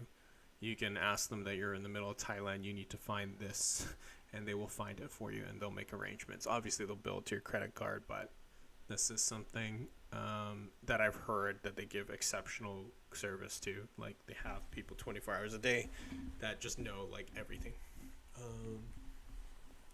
Travel coverage. We don't need to read that. We don't need to read that. Travel coverage, trip cancellation, insurance, flight delay, baggage delay, hotel burglary, lost or stolen bags, accident insurance, car theft. So you have all the insurances that you pretty much need, I think, except medical. Except maybe medical. So travel coverage. Front of line Amex pre-sale and reserve tickets. Yeah, so like concerts and stuff like that, the concerts will, like Taylor Swift or whatever, they'll probably reserve a certain amount of tickets for Amex only members, and you can be first in line to buy those exclusively. Food Lovers Perfection Companion.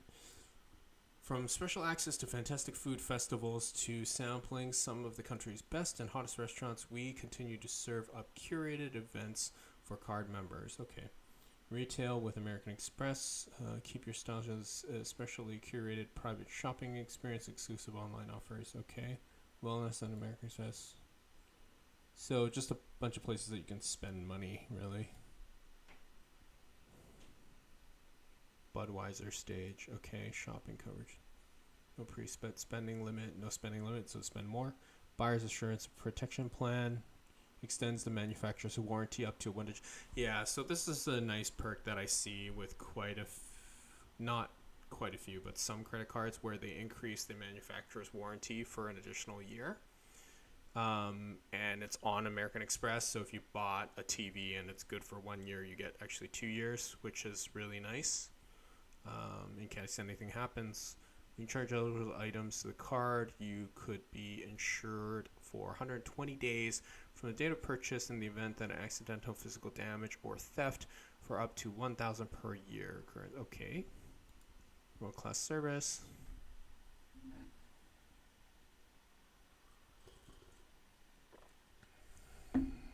Fraud protection guarantee. Emergency replacement. Okay. American Express.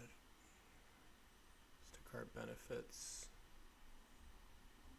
Yeah, so I mean, they definitely give you enough credits on statements to make up a lot of that $7.99. Like annual travel credit, you could definitely use towards any kind of hotels, and they have decent amount of hotels. Like they have some high end stuff, obviously, but you know if you're looking for budget friendly stuff, like I couldn't find that many in China, but I did find some in Shenzhen.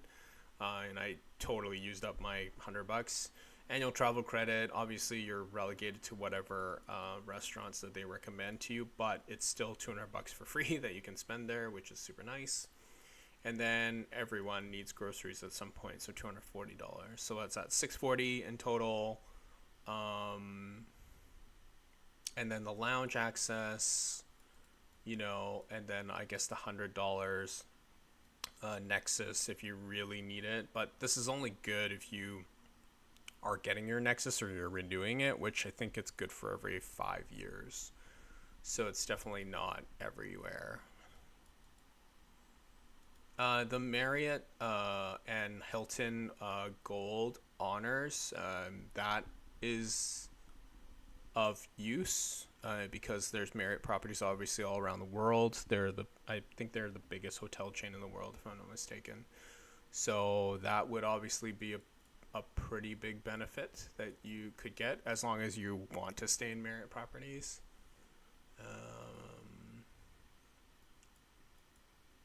Average value based on fine hotels and restaurants bookings in 2023 for up to 2 nights stay. Benefits include daily breakfast for 2. Unique property benefits. Yeah, guaranteed 4 p.m. late checkout. So that's actually quite generous.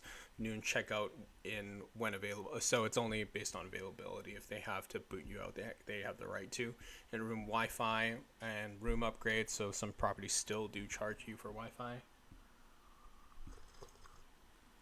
Room upgrade not guaranteed. Certain room categories not eligible for upgrades.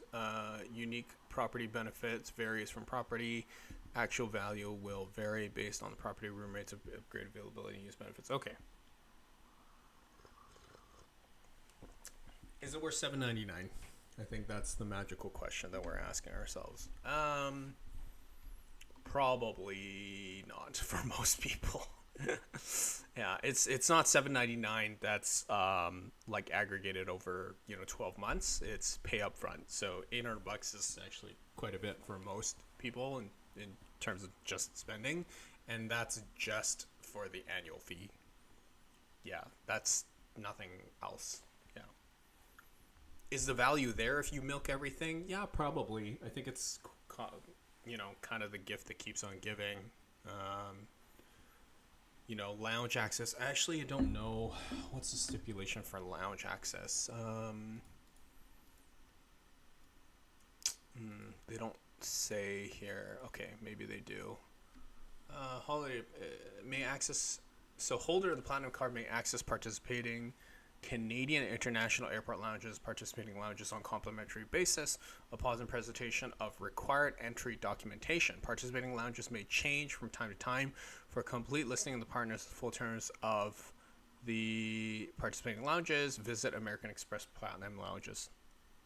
House rules, number of visits per calendar year, and terms and conditions of participating lounges apply. Use of participating lounges is subject to availability.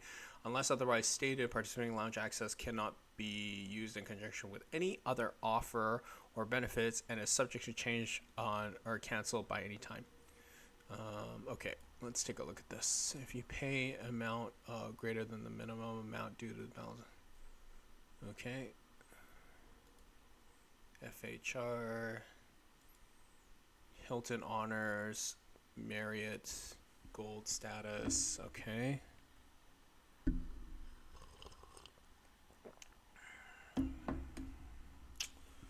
Business Platinum, daily breakfast will be valued at a minimum of US $60 per room per day.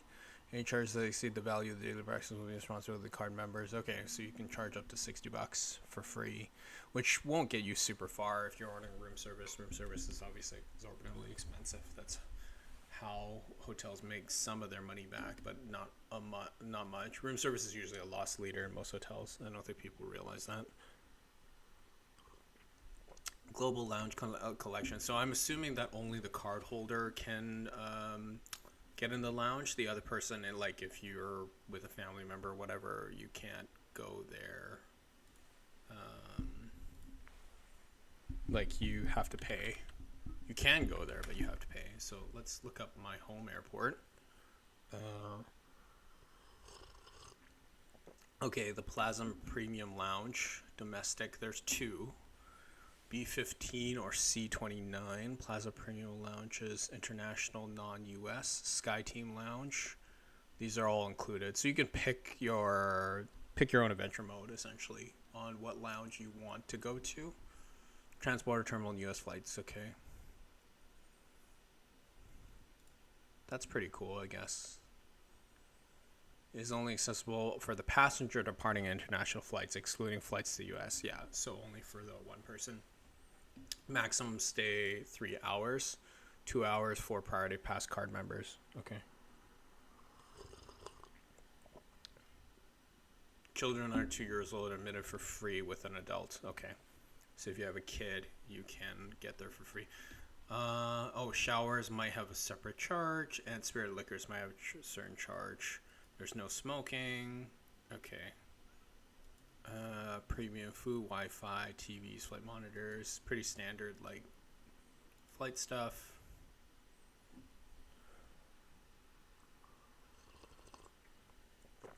Complimentary noodle bar available. Dress code applicable. Shoes, a shirt is required for entry. Shoes must be worn inside the lounge at all times. Okay. Funny that they actually have to like tell people that. but I guess there's like some crazy people. I don't know how the lounge is in YVR. I actually should look this up.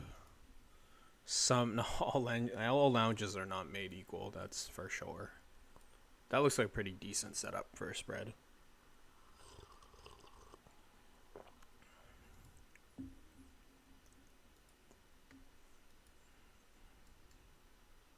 Those are pretty nice chairs. That also looks like a pretty good setup.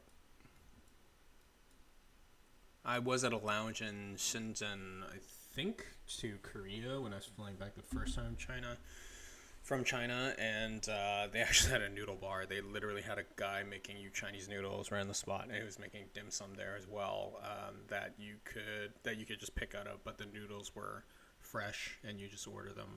I had one, it was delicious, and it was hand pulled noodles, which was crazy. And then they have a whole spread there for other things. Let's see if I can find a video of this YVR lounge. The only problem that I have with lounges, the 3.8K Plaza Premium Lounge, Sky Team, and Airport Maple Lounge, YVR Airport, Maple Leaf Lounge was 2 years ago. This was 10 months ago. This is 4 months ago. Okay, maybe. You may already be familiar with the Plaza Premium range of airport Plaza lounges. Premium Lounge. However, did you know there's now a Plaza Premium First Lounge, and the first of these in North America is Can I have in some Vancouver chocolate? Airport, Canada. The Plaza Premium First Lounges, there's only a handful of them open in the world, and the one at Vancouver opened in November 2024. My visit was in July 25. I will add in the description below a link to the website, but here you'll find lots of different information in terms of the facilities at each of the lounges, the locations, opening times, etc. The lounge in Vancouver is located between gates D67 and D68 in departures. At the entrance to the lounge, you'll find an information screen that tells you information such as opening times, and they are Sunday to Friday 07:30 until 01:30, and on a Saturday 06:30 until 01:30. Oh wow, they You'll open till also find 1:30 a.m. information It's crazy. if you want to buy access to the lounge. If, for example, it's not included with your ticket. And these access prices range from 110 Canadian dollars for up to 2 hours to 175 Canadian dollars for up to 6 hours. To get to the lounge, you take the elevator to the floor above. So, let's just review the prices. To get to the lounge, 110 Canadian for 2 hours of usage. Wow. That's not cheap at all. Or 175 for 6 hours, which is like half the price of a hotel maybe. And then I can't even remember I can't even read what it says on the right. It's like a little bit of a discount if you're a certain member of an organization. It was $100, 158. So you save, I don't know, was it like 12% or something? to get to the lounge, you take the elevator to the floor above. Then you'll enter this really nice reception area where the staff will hand you a food and drinks menu and escort you to one of the seating areas. The lounge itself is split into two areas, one area being the sort of more formal table service restaurant type area, and the other area being more typical lounge sort of buffet self-serve area. We opted to sit in one of these really comfortable booth seating areas and had a look at the menu, decided to order some food. In terms of the drinks menu, quite a range of wines, spirits, cocktails, as well as your non-alcoholic, your soft drinks, your orange juice, and a range of teas and coffee. And in terms of food, you had a couple of non-vegetarian and one vegetarian option, as well as a couple of dessert options. So I went for the chicken katsu bowl and my wife went for the Pacific salmon. I have to say the service was really good. The food was fast, and in between sort of they came round checking, refilling our drinks, refilling the water, etc. So I honestly couldn't fault the service, and the food, as you can see, it was good quality and tasted really nice. So overall, really good service.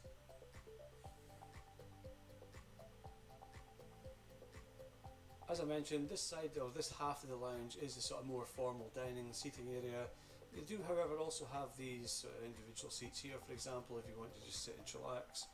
This half of the lounge also houses the main bar area. Here I've taken a walk through to the other half of the lounge, and one thing I should say about this lounge is there's a wide range of seating.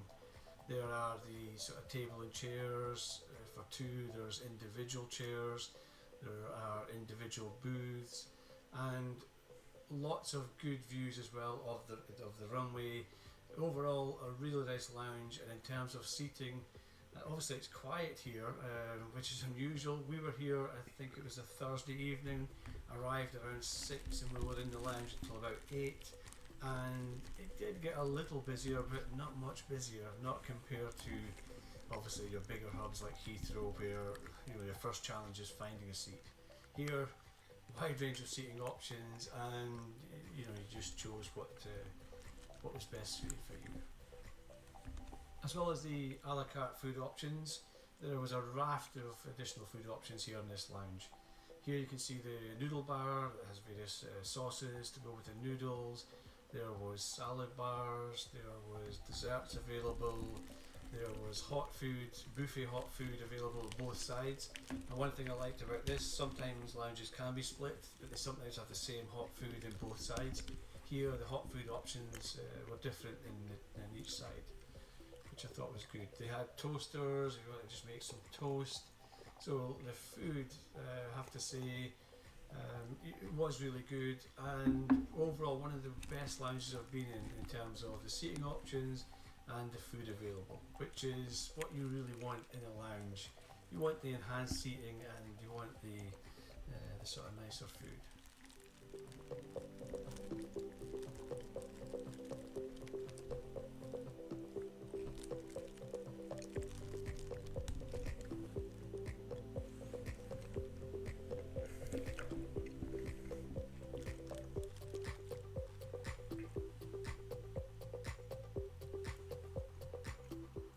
The bathrooms were very modern, very clean, also had baby changing facilities.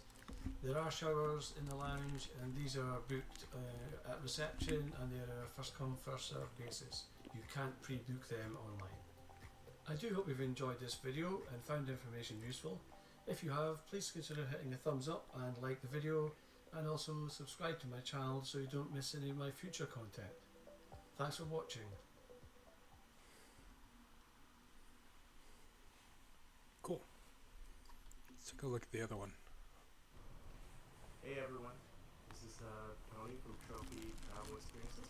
Today I'm at YVR Airport, and we're just going to do some lounge reviews. This is all the 3 international lounges that you can be at when you travel internationally from YVR. So I'm going to go to the new Plaza Premium Lounge, and then I'm going to go to the Sky Lounge, and then finally the Air Canada Lounge. Just check them out and see what they have selection. It's early in the morning today, so I'm going to see their breakfast selection. So the first lounge I'm going to go to is the Plaza Premium Lounge, and this is near, it's a brand new lounge, just opened I think in this year, January 2025, and so it's near gate 59 or 67, and that's where it is.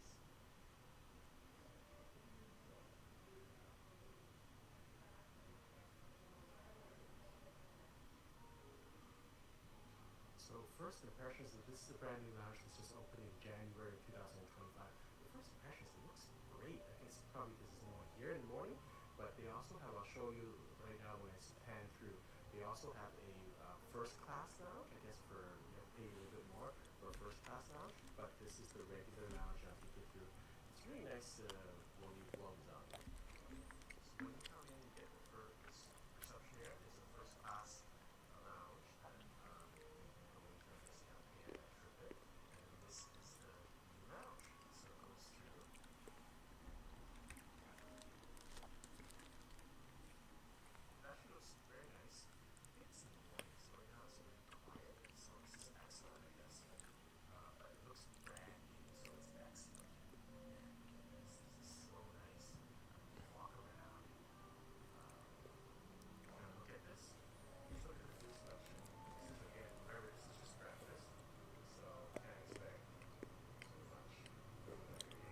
Pretty nice spread. I guess decent.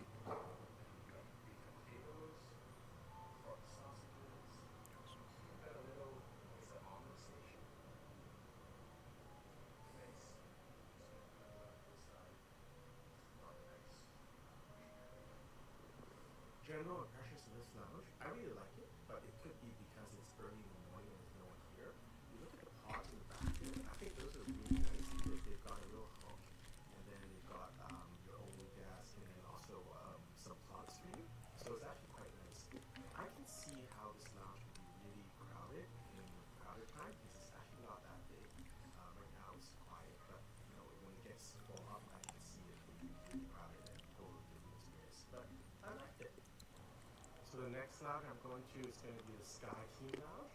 I see there's a little bit more lineup. I'll just mention I get access to both of these lounges through the Amex Platinum card. So let's check it out. So this lounge services quite a few airlines. It's quite much busier, but actually it's later in the day. So as you can see, there's the bar area here. So that's nice to this. As you get through here, it is busier, but again, it could be just because it's later in the day. So a bit more narrow. I'd say it's slightly bigger than the premium lounge. It's just about the food area. So actually, go to the lunch.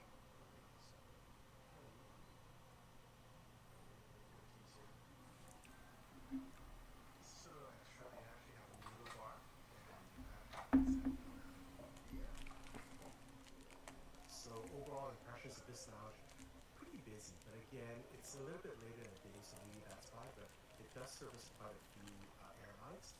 I didn't pick the food area because it's just too busy with people, and so it's like, there's a nice selection. You've got spaghetti, you've got meatballs, you've got some sandwiches, I said, but it's much busier, so I probably would stick with the Premium Plaza or the Private Plaza Lounge. And then next stop, we're going to go to Air Canada, see how that works. So I guess this is the advantage of being Air Canada. You get the lounge, so it's right after the gates in International. This is the lounge here. So you just walk in through here, and you've got the elevator that goes up to the lounge. So I'm here at the Air Canada Lounge. So this is a signature lounge. I'll show you it's quite a big lounge actually. It is busy, but I think it's actually still better than the Sky Lounge. So it's nice and comfortable, got a nice seat here. They do have quite a bit of place here, and then they also have a signature suite upstairs. If you're full business class, then you get to have that. In this situation, I was upgraded to business class, so then I don't get access to that suite.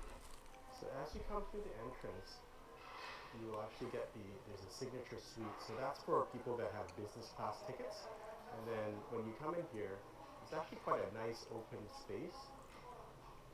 It's quite a nice lounge. And then this is the food area. Nice, small, but still good. It's got enough food for everyone to eat.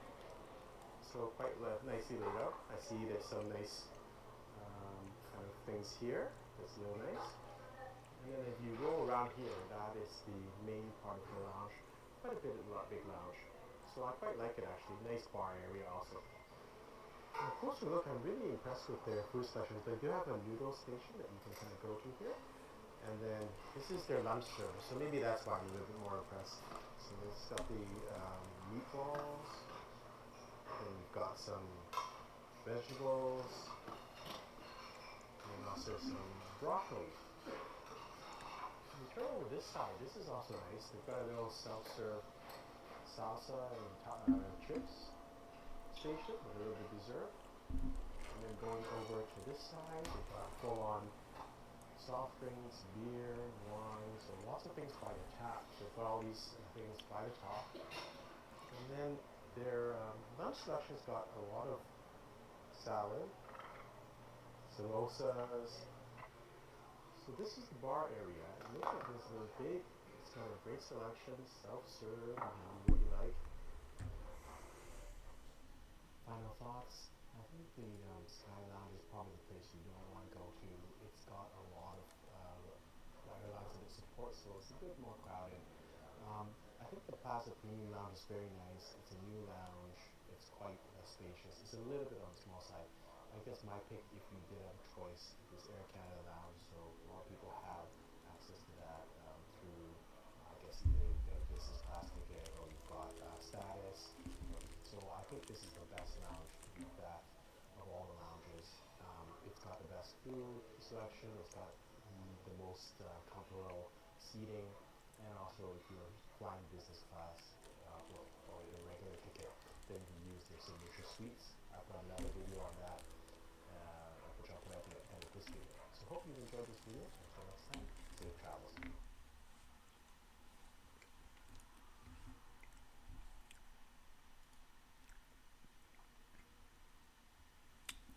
I'll be right back, guys. I just need to make a quick phone call.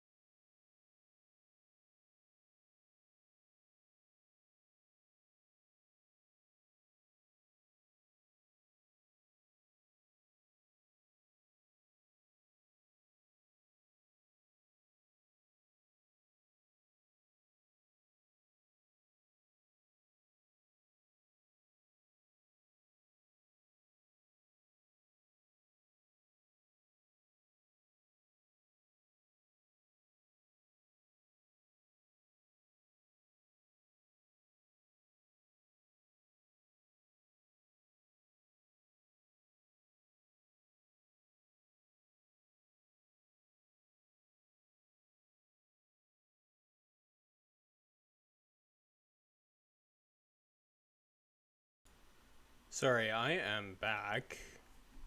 Thanks for waiting. Just doing a couple things here along the way. Let's queue up something else. This airline has no economy class, 100% business. Wow, that's an interesting business model. We are about to hop on board that little bird over there and fly up to Zurich on an A319 from Dubai, and I'm so excited to put this to the test. So, come along. First off, what even is Beyond? They're a Maldives-based premium leisure carrier headquartered in Dubai. Founded in 2022 and launching operations in 2023, they operate 2 aircraft that are fully equipped with business class lie flat seats. At the moment, they fly to 6 destinations. From the Maldives, that's Dubai and Riyadh, and then from Dubai, they continue to Munich, Milan, and Zurich. In 2 of those cases, you can book the flight only from Dubai to Europe. Just gonna wash my hands. Zurich in Dubai and Munich in Dubai. Beyond is just one of the few airlines that flies from Dubai's Al Maktoum Airport, the future home of Emirates. Today is actually my first time flying from here, so I am dying to check it out. This is the most deserted airport I think I've ever seen, and that includes during COVID. Well, ours is the only flight from here for many hours, so certainly it's almost like a private terminal experience. The less people, the better, in my view, so this is amazing. It's so quiet, it's so peaceful. I think you pay a premium for this. Even though this is the less premium airport in Dubai, I think you do pay a bit extra for the comfort of not being around thousands of other people.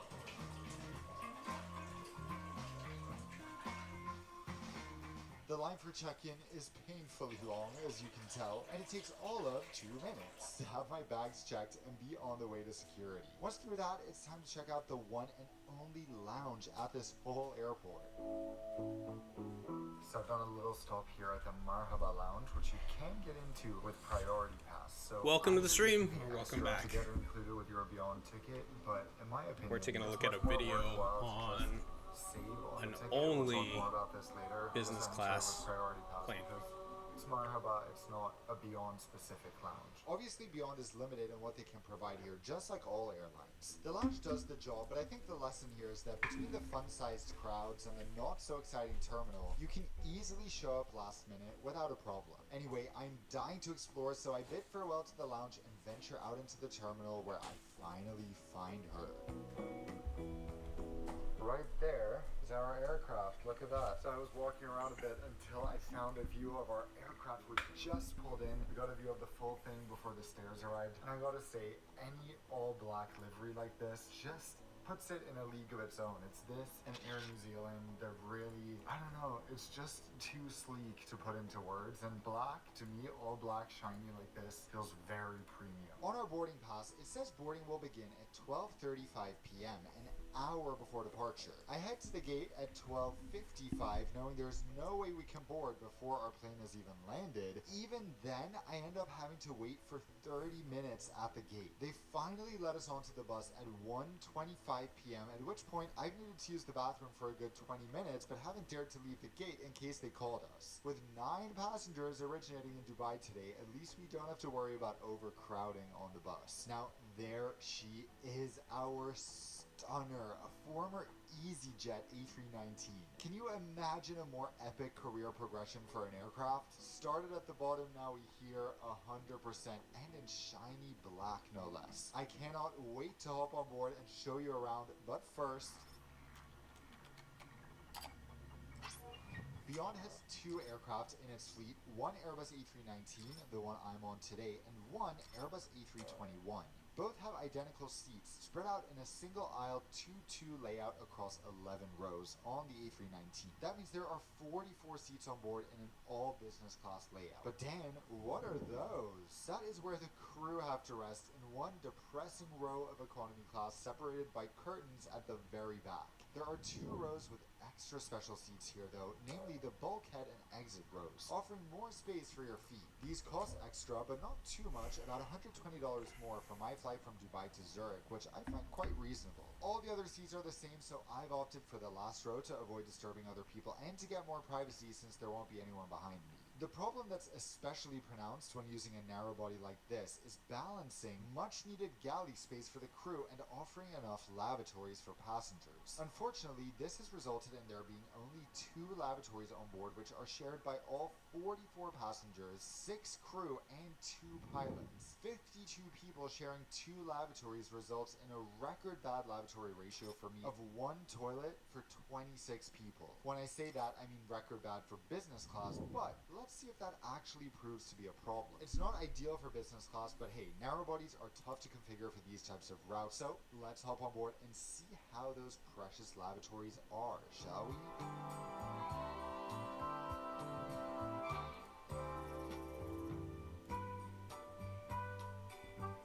Interesting. Welcome to the most awkward boarding ever. Almost everyone on board is continuing from the Maldives, so they've been on board throughout the entire stop on the ground. Essentially, they feel like we are invading their turf. Us new passengers are trying to piss on their tree, and by the looks they're giving us, they do not like it. Finally, I make it all the way to the back to my seat in the last row. Honestly, this cabin looks incredibly sleek. It absolutely evokes luxury, and being on an aircraft configured entirely with business class makes it feel like you're on a private jet, only it's invaded by 43 other passengers. Alright guys, welcome on board. We've settled in and I managed to get 2 pre-departure drinks. The crew introduced themselves by name, and funnily enough they all seem to be Spanish speaking. I'll tell you more about the crew in a second, but I've got some mango juice, and then I got some beetroot, ginger, and carrot juice. So this is like Emirates kind of vitality boost. They also had one that was spinach and maybe celery, something like that. So cheers. The mango juice is amazing. So let's look around. Oh my gosh, just after I said that, I looked out the window for the first time and I realized it is crazy to be sitting in the very last row where you would normally have like 28 inches of leg room probably on an aircraft like this. But now I have the behind the wing view, which is something really special, and as an av geek, being able to get that but still being in business is pretty awesome. Alright, we've also got some cold towels, which is very appropriate because the bus didn't seem to have working AC, which was a bit rough. We spent about 10 minutes in there, and it's like 47 degrees out today. It takes about 30 minutes before we're finally off, and oh boy, taking off in a business class seat in the back of an A319 like this is quite the experience compared to a wide body. Welcome to the stream. Now I'm going to give you a tour, but I apologize in advance. Welcome to the stream. My name is TRG. I actually have no idea who joined the stream, but thank you so much for joining. This channel is primarily for men's issues and anyone that wants to chat about things regarding men's issues, really, because they don't really have a safe space to talk about anything. So if you want to participate, please, you can participate anonymously by sending in a message in the chat or whatever. Let's put up a topic instead of, we were watching a video on business class only flights, but let's try to, I don't know if we've done this topic yet. Maybe this is kind of interesting, actually. So I'm just going to paste this topic. The keeping up culture. I think we talked about this on Monday a little bit. Managing financial envy and comparison.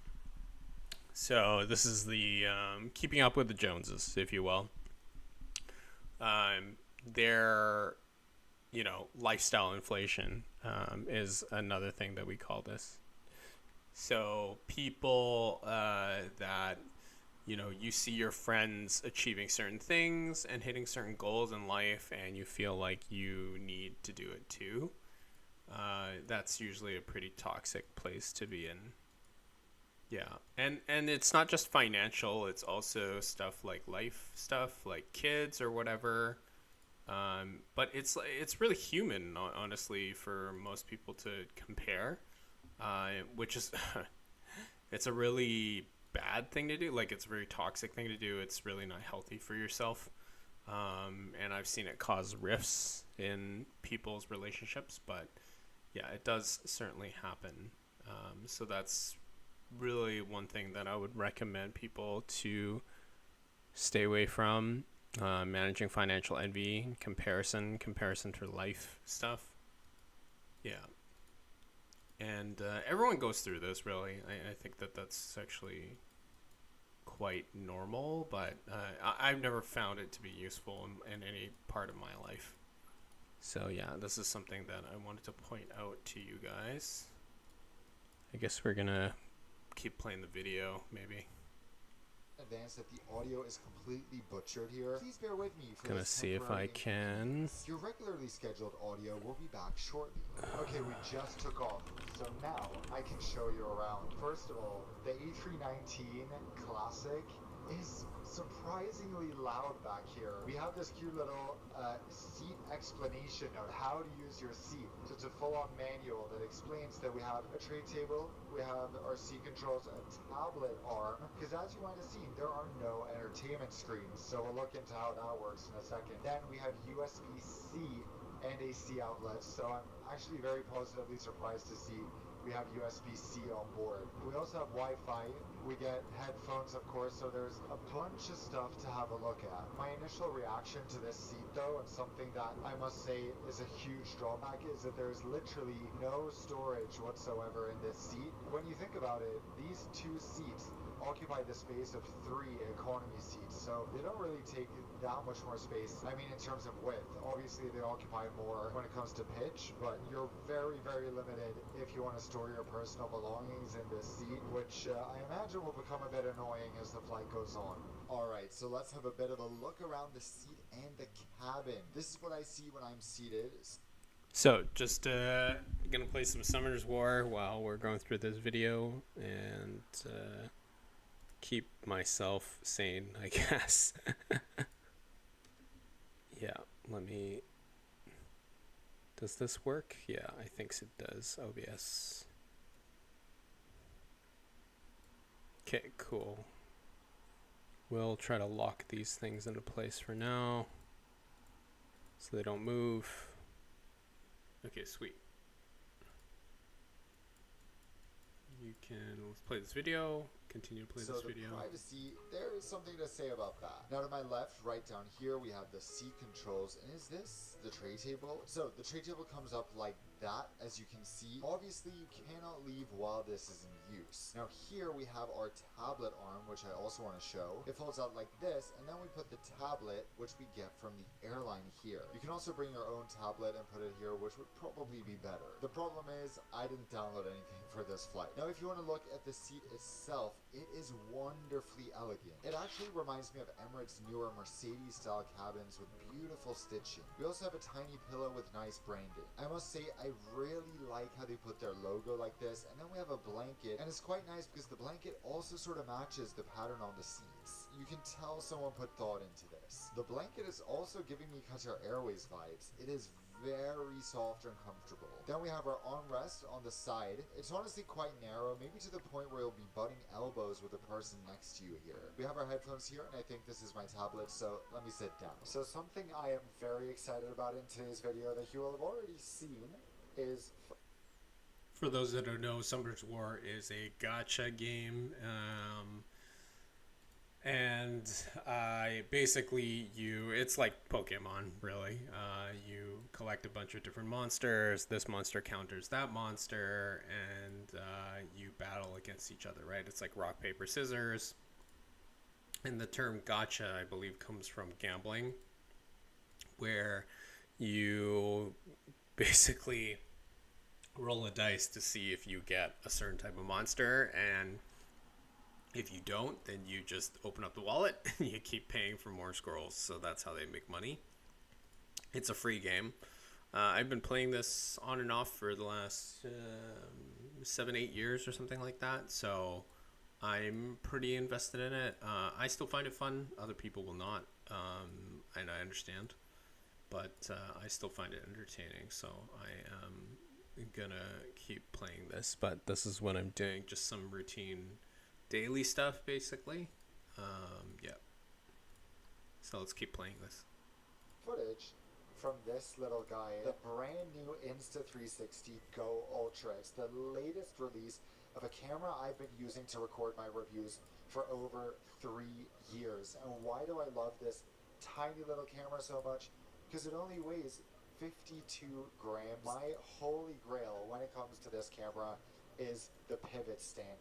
This thing lets you stick the camera wherever you want, whether it's on the wall of a cabin, That's really cool. whether it's on the ceiling. You can keep reusing it and reusing it, and if it ever loses a bit of stickiness, you just take a little bit of water, wipe it off, and it's like new. The new Insta360 Go Ultra records at 4K 60 frames per second, which is my preferred format to record in for silky smooth shots. The camera is actually magnetic, so you can use so many different accessories to mount it in so many different ways, in so many different places. So for example, as I was walking around the airport and the lounge, I used the magnetic pendant, which you just put around your neck, and then you can secure the camera to your clothing, and it is stuck there. It will not move. Completely hands-free in that case. You would have seen me grab water or lift my suitcases as I'm boarding the aircraft. All those uses are possible thanks to the hands-free functionality. The new Go Ultra also delivers insanely good low-light performance, better than ever before. And a few of the updates I love, that this little bad boy now comes with a replaceable SD card slot. So if you're ever running low on storage, you just pop the SD card out and pop in another one. For long flights where you might not even have power, you still get 200 minutes of runtime. To up your storage even more, right now Insta360 is giving you a free 256GB SD card as a gift when you purchase the camera. So check out the brand new Insta360 Go Ultra at the link at the top of the description, or by scanning the QR code right here, right now. Okay. Let's unbox our tablet. It is very unconventional in 2025 to not have a built-in entertainment screen in business. Okay, so here is the full IFE. This interface, considering that they could have any interface possible, I'm a bit shocked by the clunkiness of this, but I do see quite a few good movies here. Wow, it's been a while since I watched I Am Legend, but do we want to watch some apocalyptic movie? I don't know. Comedy. Feel good. Okay, I know this is a lot of people's in-flight go-to. What else do we have? My flight. So is this the moving map? Look at this. So it actually includes the flight from the Maldives here on our map. Food and drinks. So is this the drink list? Alright, okay, that's great actually. So here you can see a selection of drinks that are not on the paper menu. Some details about the champagne, white wine. This is nice. This is really nice how they've done this. Cocktails. Alright. Finally, about us. What can we learn here? We have one plane. They actually have two. What about TV shows? Because oh wow, one game. Hope you're not on board to game. Oh wow. This is all the series they have. Bring your own entertainment, guys. In addition to the iPads feeling very 2015 business class, what I thought was Wi-Fi is in fact only an entertainment portal. There is no Wi-Fi connectivity, and I can't lie, that is very disappointing for a brand new premium airline. Now's as good a time as any, so... Alright, so before we eat, let's have a look at the menu on board. Nice little Beyond at the bottom, but maybe not the most exciting looking menu. Inside it looks like this, so it's separated by Mala to Dubai and Dubai to Zurich. Is it just me, or does the menu from Mala to Dubai look a lot nicer than Dubai to Zurich? I mean, yes, this is their hub catering, but for example, Wagyu, lobster, the drinks also sound amazing on this flight. Here, it's a little more standard, and keep in mind that Beyond actually flies via Dubai on their flights to Milan and as well, so I assume you'll always get this kind of double catering with the Dubai version on the ladder. But yep, that's it. Wow, interesting tablecloth. It's given Japan in a way, branded by Child Witch. So while we wait for the food, what do you say we keep these good vibes going and unbox this Etihad style amenity kit? I'm sure Etihad will be having a word with Beyond after they see this. So let's see what's inside. I am intrigued. Our little square of mystery. Okay, so we have some toiletries from the same company as we have in the lavatory. Best type of comb. If you know, you know. I give these out to people actually, like... A lot of people in my family love these combs. We've got earbuds, 2 packs of electrolytes. Am I blind, or is there no...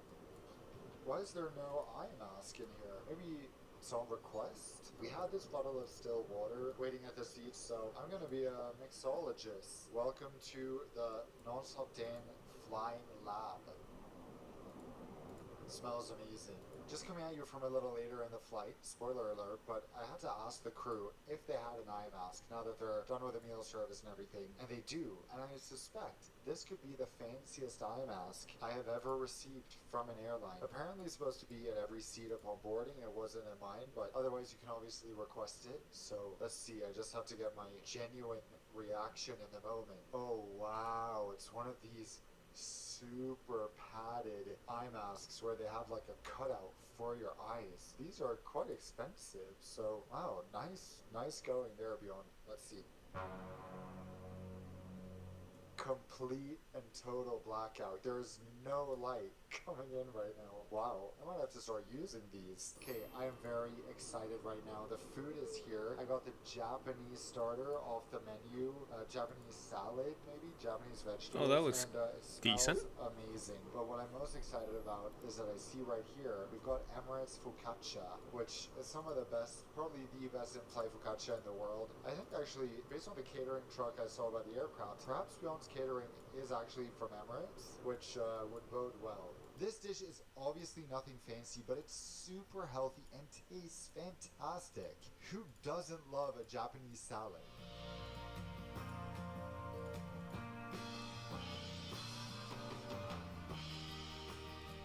So we're on to appetizer number 2. This is the one that was loaded with my special meal. Some sort of artichoke, eggplant thing. I mean, meze inspired. Looks pretty good, to be honest. The previous dish was tasty, but what do you think that dish cost them to make? Like $1.50 perhaps on the top end for just some vegetables, but let's see about this.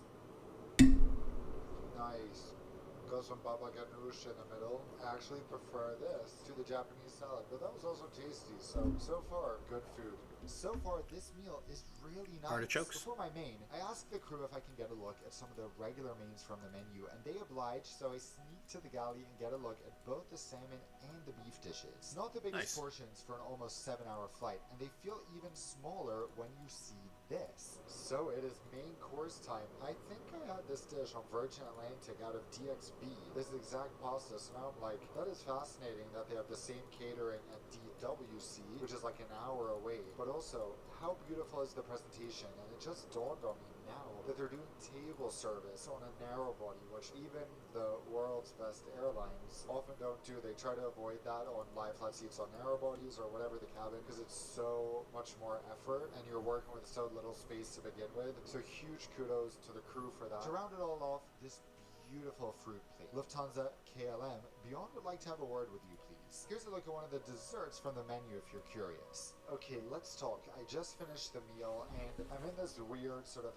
halfway forward position because my seat is actually broken. The crew informed me during boarding that I've actually been moved to 1 Delta, the seat next to it, because this seat, it's fine in upright mode, but once you start to recline, which I did, and I forgot that I shouldn't do that, you can't actually go back. So as much as I press the buttons, it won't go back, which I wonder what would happen if the flight was full. That would obviously be a huge bummer. That happens in business a lot. That's why Finnair, for example, installed the likes of the Air Lounge so that you can adjust your seat and lay flat pretty much with as few mechanical parts as possible to prevent things like this from happening. This flight as well, I paid for myself in cash $2,160, I think. I'll put the exact amount down here, and that was for the lowest fare on Beyond. Again, I should emphasize the privacy in this cabin is pretty much non-existent. For some reason, so many passengers are congregating in the aisle, doing in-seat yoga, babies are running around and playing with my things. It's all quite the experience. Something that a seat like Q-Suite definitely solves. In all seriousness, it is very rare to have a full-on 44-seat business class cabin with no bulkheads or partitions separating seats. I must say I miss being on a wide body, however comfortable and exclusive this is. Okay, the time has come to get into bed mode a little bit. So let's recline. Since my seat is broken, we're doing it here, but luckily I don't need to sleep anyway. Bed comfort test. Whoa. We just had the closest flyby I've ever seen in my entire life. Oh my god, I thought we were gonna collide. I'm sure there was a 777. Okay, we need to check replay on flight radar. Now let's talk about the bed. Very comfortable. Surprisingly comfortable. Not the widest, and I know some of you back sleepers are gonna be complaining. Although I would say it's quite good for back sleepers as well. I'm a side sleeper. This is nice. Comfortable. Apparently they get mattress pads on overnight flights. Not on this flight. Correction, apparently they do have mattress pads on request on daytime flights. I get one later along with a pillow cover, and I gotta say both are very nice. So let's head and check out the lavatories. Although I complained earlier about not having more than two, they're at least kept in tip-top shape by the crew, and even on a sold-out flight, the only period where there's a queue is after the meal service. I love the soap in here. It smells amazing, and they've also added some toothbrushes and air freshener. Always good to have. I spend the rest of the flight working, and then I read a bit. Eventually I get hungry, so I ask the crew for snacks, and all they had is these cookies. Now one last hot towel is followed by the crew giving out face masks of all things. This is giving me Shaman Airlines all over again. We're approaching Zurich, so let me share some thoughts and some inspiration that can hopefully take Beyond to the next level, because if you've watched my videos before, you know that I often talk about a good airline should really lean into one of two things, either one, luxury, or two, fun. Beyond is obviously trying to go the luxury direction, but the problem is the seats just don't justify that. There's no way with these seats, whatever they do with the soft products, that flying with them will be true luxury on the level of flying on a 777 or flying on an A380 with another Gulf airline. What they can do, and what I'm really missing, is add fun. And what I mean by that is add cultural elements, because this is very unique. We're on a Maldivian airline. Not only is the Maldives such a vibrant, beautiful place, but it's also one of the most in-demand premium destinations in the world. So there is so much they could do and so many ways they could spice up this experience by adding different local flares. I think the crew uniforms, for example, they could make something iconic along the lines of Singapore Airlines that brings out the colors and the energy of the Maldives instead of having something that's gray and bland. While the amenities are great, I think that they could also more reflect the Maldives. The drink selection, I know the flight out of Mala had more of those elements, but you know, I'm thinking making the towels scented, some signature scent that evokes a feeling of the Maldives, even if it's like almost a seawater scent. There's inspiration to take her from Hawaiian Airlines, definitely, to make this experience way more special. But I'm gonna tell you all my concluding thoughts when we're on the ground. I spent the last 3 hours or so working and then doing a bit of reading, luckily. So yeah, we're just approaching now, turning back and forth. Yeah, I'm really enjoying being behind the wing, I gotta say. The weather as we approach Zurich goes from nice to insane in the span of a few minutes. Honestly, I quite enjoy this bumpy approach. Still, I am ready for this flight to be over at this point, so I cannot imagine how the people who spent 12 hours on board coming all the way from the Maldives are feeling. I imagine they feel beyond ready to be home.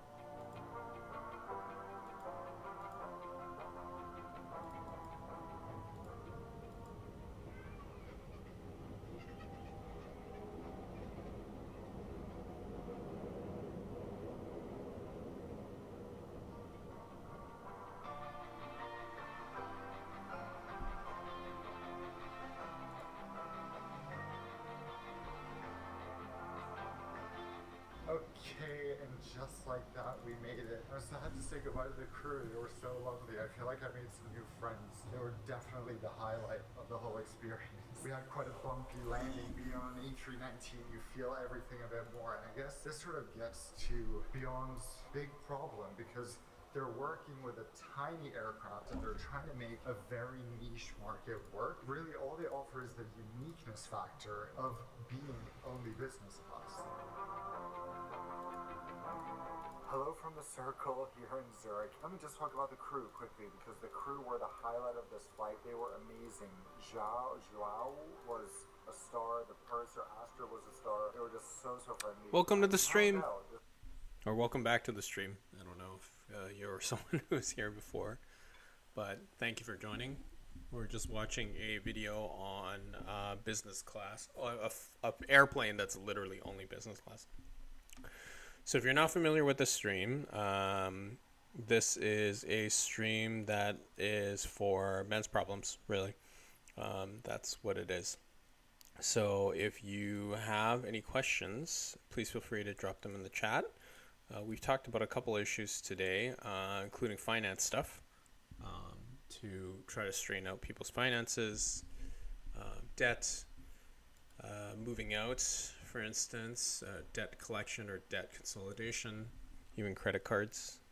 So yeah, I'm going to continue on playing There's this. some tea here that most of the crew working for Beyond are either former Emirates or Etihad, but they get paid more to be at Beyond and they work much less. They also say the culture is significantly better. They get treated really well by the company, which I'm really glad to hear. So shout out to the crew for being awesome and shout out to the company for treating them well. Now I also met some of you guys as I was sending in luggage claim who are actually on the flight. So we got to chatting and they told me they had paid 2,500 Swiss francs round trip from Zurich to Male, which is crazy when you consider that I paid 2,100 US for one way Dubai to Zurich. Their price puts everything in a totally different light. It makes me view Beyond as more of almost a budget business alternative, in which case it's a fantastic option. For that price, it totally makes sense, and I would totally recommend it and say I could justify paying that. But given what I paid and given what I can pay for Emirates or Qatar or Etihad using tricks I teach in my Points Master program, there's no reason for me to seek out Beyond again.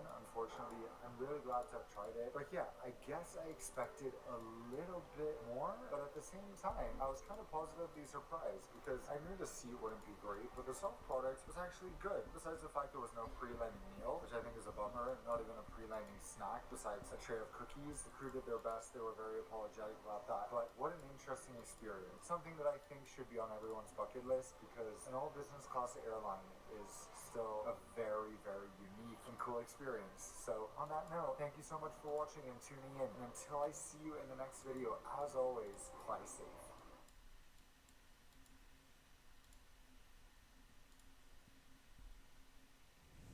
Oh, Hainan Airlines. Today, we are flying Chinese China's Airlines. highest rated airline, which also happens to be their only 5-star airline. In my last video, I tried I've China's flown them, lowest ranked but economy. long-haul airline, and the takeaway was their ranking systems kinda suck. They were way better than expected. So the Xiamen question Airline is, will isn't the that ranking bad. be incorrect here as well? Kinda airline. In my last video, I tried China's lowest ranked. I've flown Air China, I've flown Chengdu, I've flown Xiamen. I don't remember, maybe Jinyao, maybe Tianjin. Only maybe one flight out of these ones. I've definitely flown these three. Xiamen Airline wasn't that bad.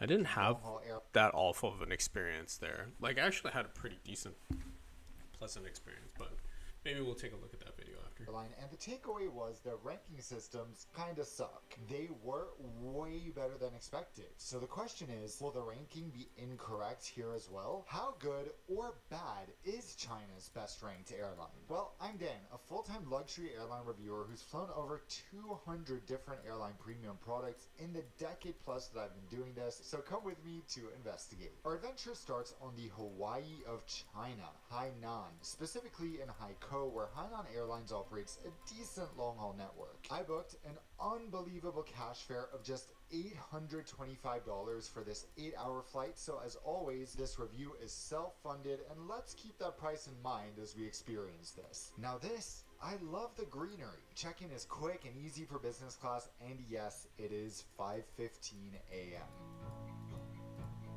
It's an early flight. We have been up since way too early to be vlogging right now, but we're up for an adventure. We're gonna start out checking out the lounge because although it's very early, I have quite high expectations considering this is supposed to be the best airline in China. We've already been to quite a few good lounges from Chinese airlines, so I wonder how this will set itself apart. I'm obviously not functioning correctly yet, actually not for the entire day, as you'll see, but I genuinely am excited until I realize that, wait a minute, there is not a Hainan Airlines lounge here. Instead, it's this random contract lounge that doesn't serve food until 6:30 a.m. Look at that smug little chef laughing at us as we discover the only savory food is cup noodles. Yeah, that's one. I mean, 5:15 I think is a little bit unreasonable. Although there are flights that go out like early in the morning, so I guess the lounge should accommodate for that. But they have to have a limit, so I don't really put that on them. And I have not noticed any airlines in China that have exclusive lounges like tied to the airline, like Shenzhen Airlines or China Air, for example, or whatever. That's just from my experience going around at airports.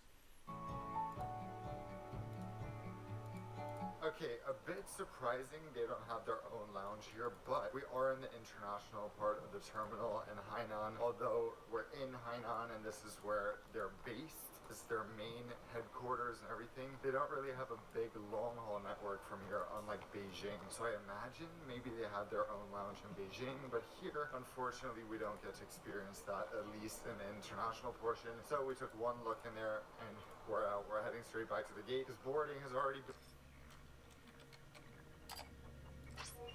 So, Hainan Airlines operates a wide-body fleet of A330s and Boeing 787s, the smallest of which is my aircraft today, the Airbus A330-200. This aircraft unfortunately features what I expect to be the least fun seat in Hainan's fleet, namely a 222 business class. If you're flying alone, sitting in the middle here is your best bet to get direct aisle access without someone climbing over you from the window seats. Luckily today I'm traveling with Oscar and we've assigned row 12, which is actually the second row, as logic suggests, obviously. Now both cabins have 18 seats each for a total of 36 business class seats, quite premium indeed. There are 3 lavatories for business class, so even without a calculator, I can tell you that that's 1 toilet per 12 passengers. Math genius right here, I know. So with that, let's hoppity hop on board.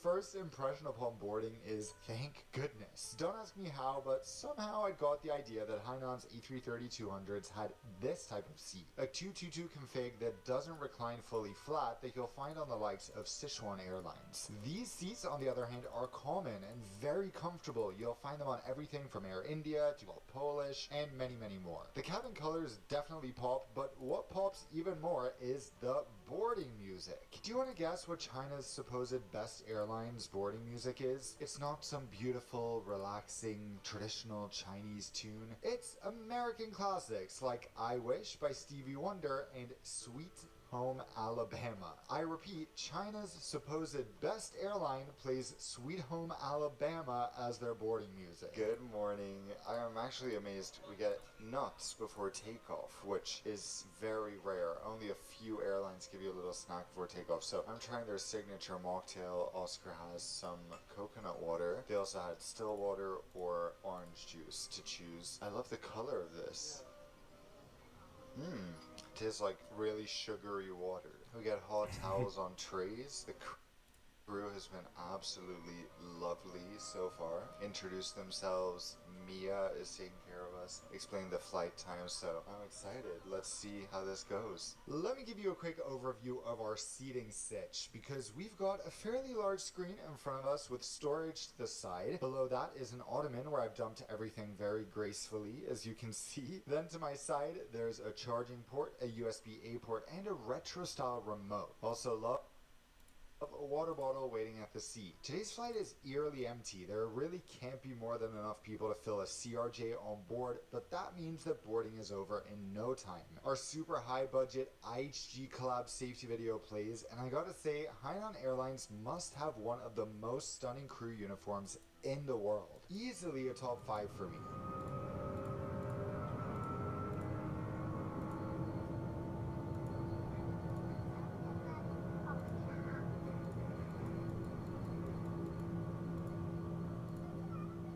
So we blast off at a high coat.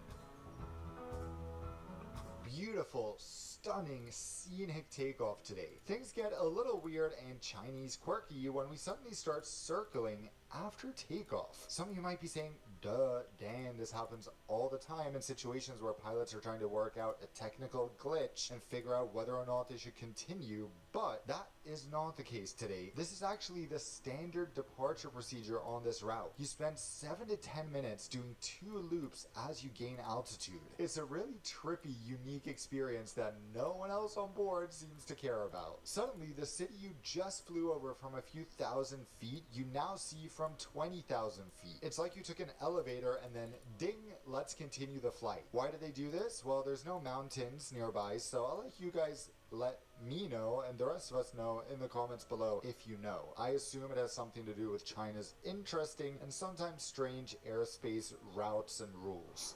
Okay guys, while Oscar is hidden here because he's very tired, I need to show you guys all the amenities we have received because there is a lot. For a business class flight, this is really a lot. We have this is a 5-star airline, so we've received an amenity kit, of course. We have received pajamas and we have also received slippers. So I'll start before breakfast even starts by unboxing our amenity kit. Of all brands, Hainan Airlines partners with Rituals, and hey, I guess this amenity kit does the job, but where is my steamy eye mask? Speaking of steamy, here is the lavatory. Ew.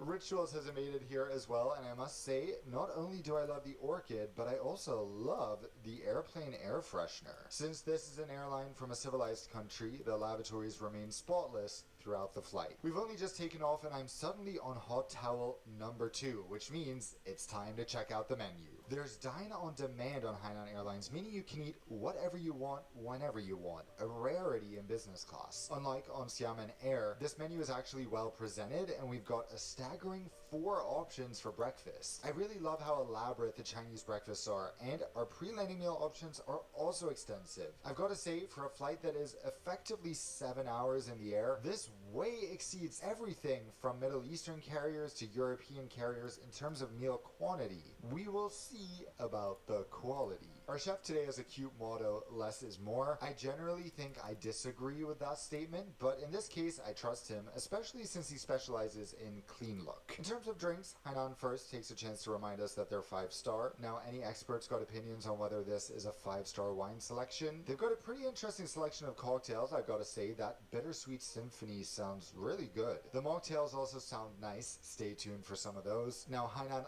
also offers fresh pour-over coffee on board.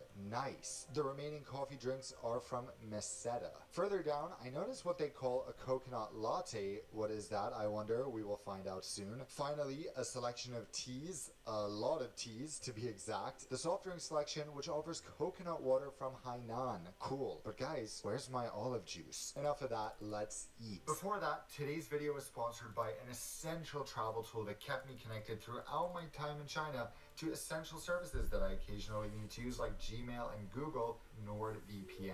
I use NordVPN wherever I travel, not only to access sites that might be restricted or blocked any of the countries the cell phone provider can see what I'm browsing. When I travel so much, NordVPN has also become a really handy shopping tool. If I'm in Thailand, but I know that I'm going to Japan and then the US, I can simply change my location to Japan, search for an item I want to buy, then I can change it to the US, and Google will auto-populate the different prices in the local currencies so that I can see which country the product I want is cheapest to buy in. NordVPN is an essential travel tool for me, so check them out at nordvpn.com/nonsupdan by scanning the QR code here or by going to the link at the top of the description. They have a 30-day money-back guarantee, so there is no harm to signing up and seeing how NordVPN can upgrade your travels and your online security. To my surprise, at 7 a.m., Mia starts us out with an amuse-bouche. Okay, maybe not the greatest thing ever, but you know what is? Alright, the meal is here, and this is a lot nicer than I expected, honestly. By far the most beautiful meal I've had catered out of China. What do you think? It's beautifully presented, and it's congee time. I mean, I like the variety of dishes here. I think it's really cute that you get this little chopstick thing, and the crew has been so sweet. So I'll let you know, well, we will let you know what we think as we dig in. To be honest, like, one thing I just don't like in general is porridge, oatmeal, and congee is kind of like that, but I do think I prefer it savory over like a sweet rice porridge or that sort of thing. Okay, how cute was the crew? They just came to show us their regular meals, so honestly I think this is much more interesting. I mean, it depends if you like. I just said I don't like congee.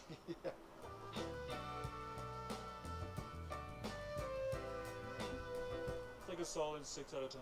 But it's very good for Chinese airport catering, I would say, which normally we feel is more US airport catering level. As you can see there, we got a look at the chive omelette. I now know what the chef means by clean look because I've got to hand it to him. Everything is very clean looking, and by that I mean beautifully presented. The meal is rounded off with some deliciously ripe fruit. Okay, so we did get up at 4 a.m. today, which I think warrants a few hours of sleep. Normally we never sleep on daytime flights because we want to work, I want to work on the video and all this stuff, but today we're going to get a true review of the bed on a non-overnight flight, and it is time to rest. So first I'm going to go change into the pajamas while the crew prepare the bed.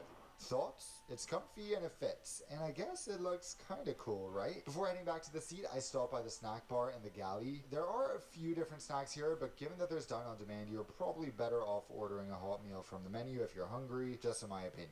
Back at the seat, Mia and company have made our beds. How beautiful is this? We've got a juicy mattress pad to go along with our Sofitel bedding. Branded sleep products are a lovely, rare touch of premium, so I'll catch you guys shortly. 2 hours later.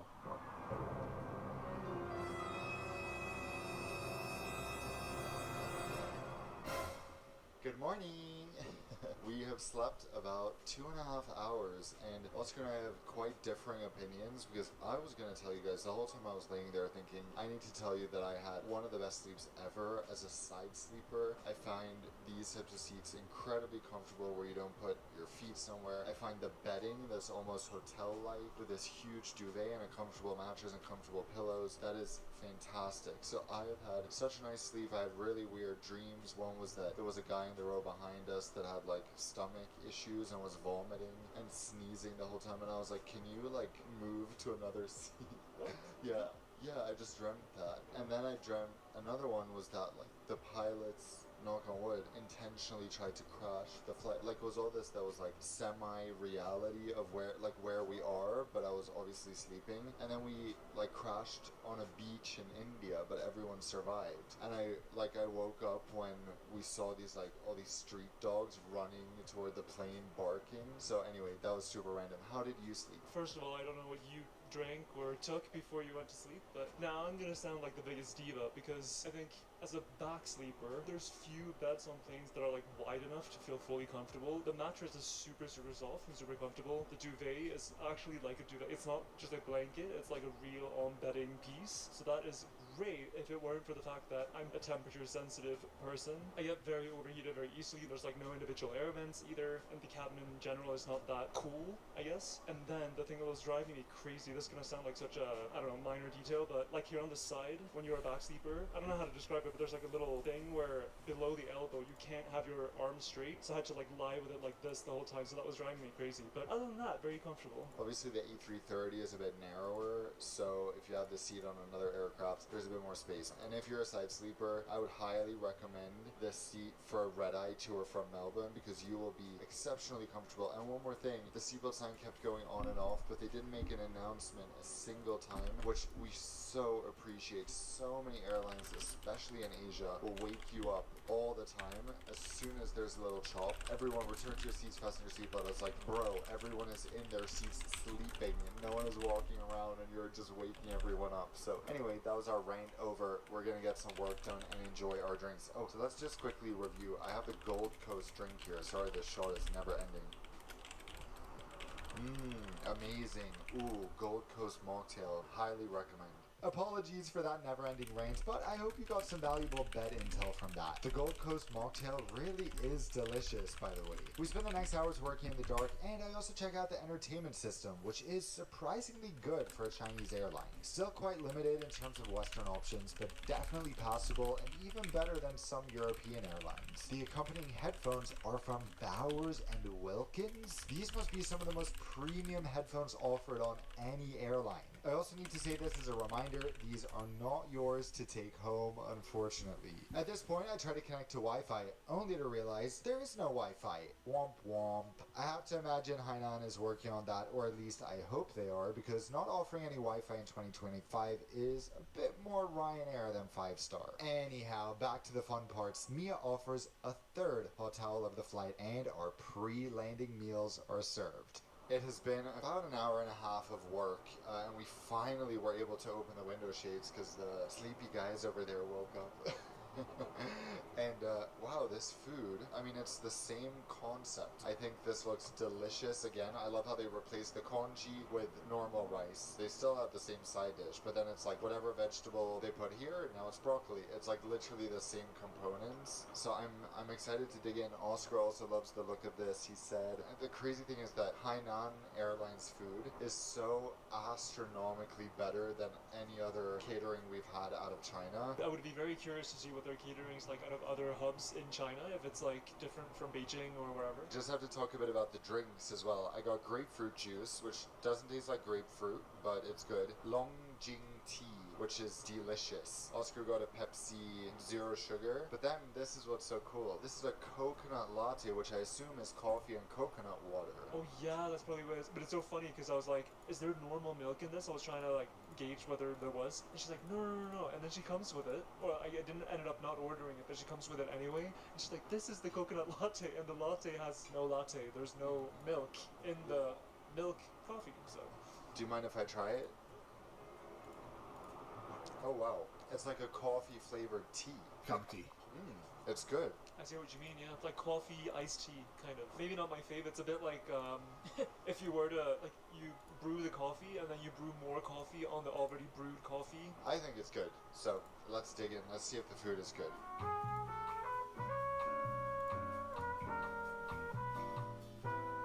To make the meal even better, you can order Laogama chili oil on the side. Now we are really talking. This meal is a solid 8 out of 10.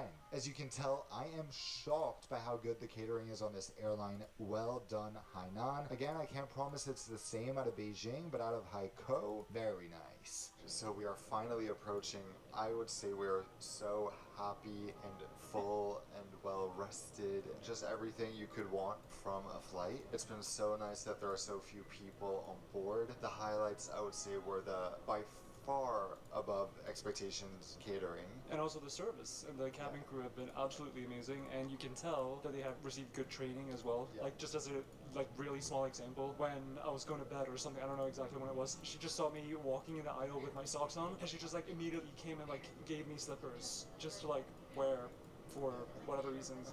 Yeah, that's very nice. I would also say, for me, the bed and the bedding was a highlight. Not as much for you. I think you like the bedding, but bedding was yeah.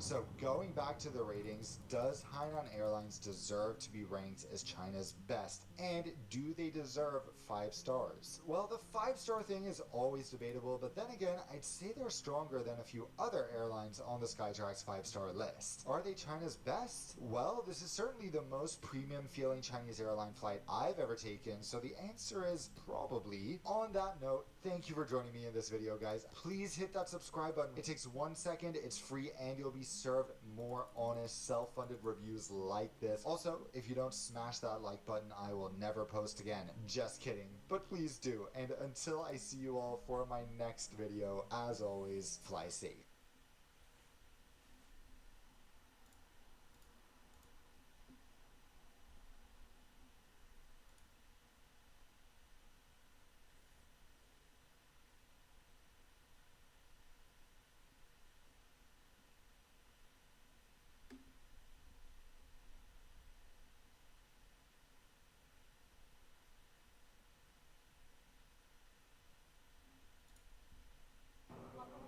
Guys, allow me to show you your seat. Thank you very much. I'll follow you.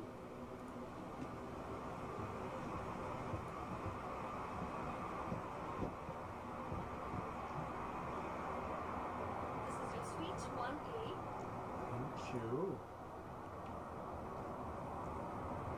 And we have a lounge area for you here with some champagne. Excellent. Fantastic. I'm sure to enjoy. Thank you. Welcome aboard, Mr.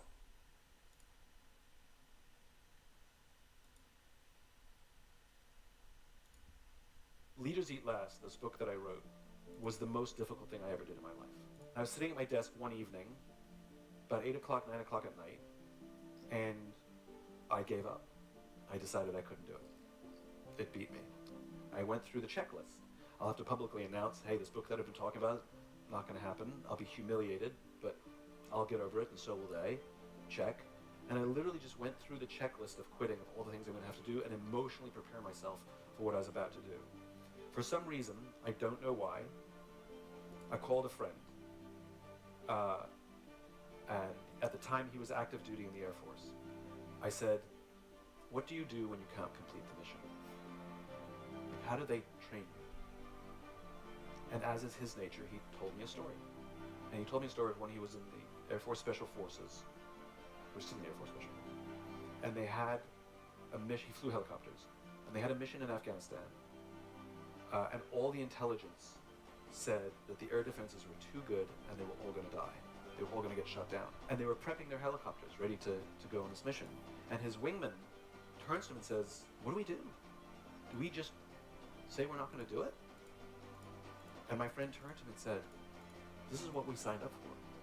We go. And he said to me, is this book more or less powerful than Start With Why? I said, the research I'm doing has been incredibly powerful. I actually think I've become a better version of myself because of this book than the first one. He goes, okay, let me tell you something. Before I met you, I became completely disillusioned with the Air Force. I wanted out. And I read this kooky little book called Start With Why. And it completely re-inspired me. And I decided I was going to stay in and be even a better leader. And I've never been happier. He says, if you're telling me that this book is more powerful, he says, you have no choice. Yeah. He says, this is what you signed up for. And I went back and finished the book. Leaders Eat Last, this book that I wrote, was the most difficult thing I ever did in my life.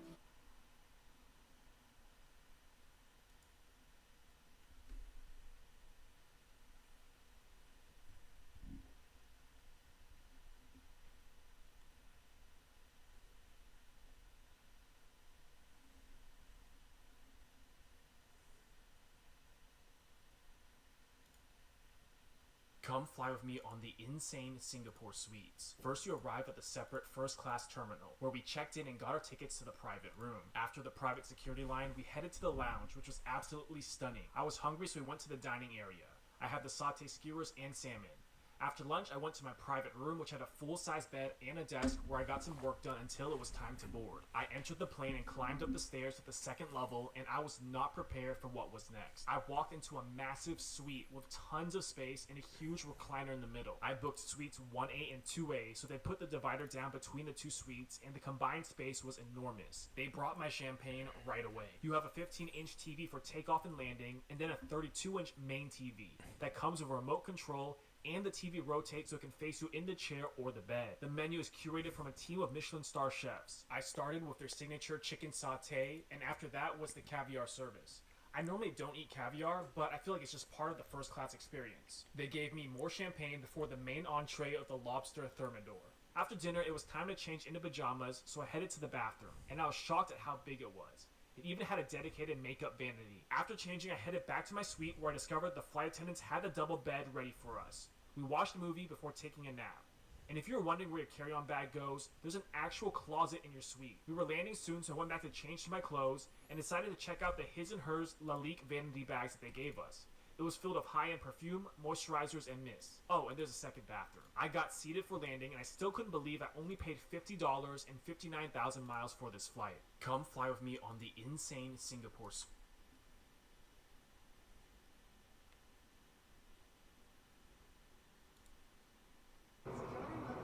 Thank you so much.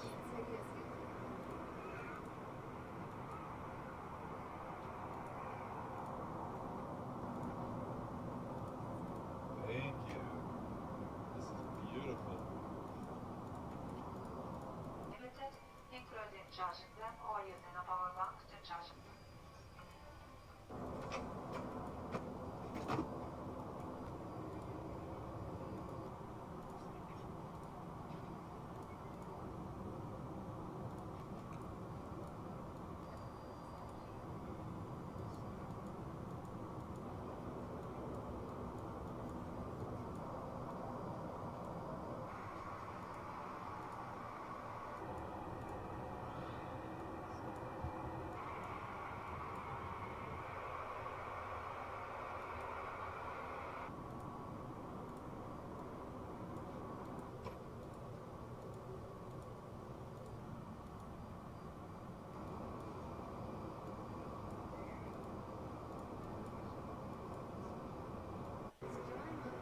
Thank you so much.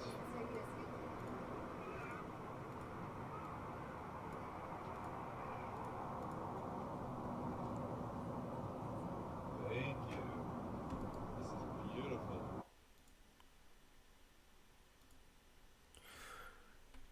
So we're coming to an end of this stream in about 20 minutes. I'm just doing some research how to boost my stream. And, you know, most people don't know this, except I guess my personal friends.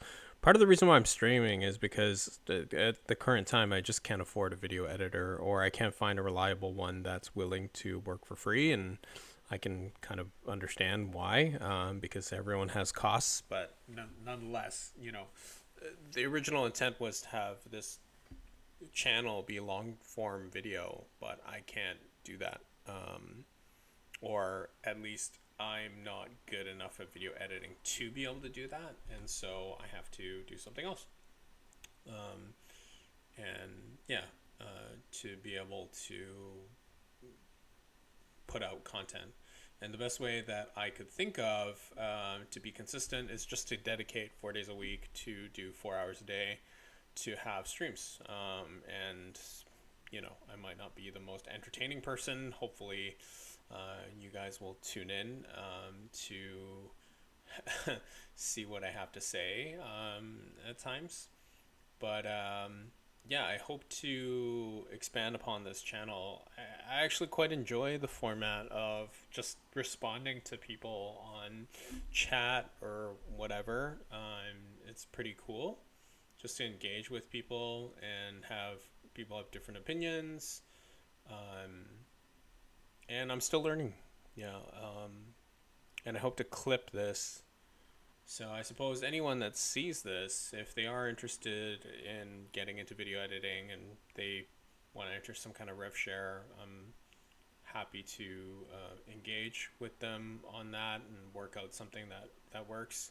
And maybe they can go through my live streams and clip some stuff.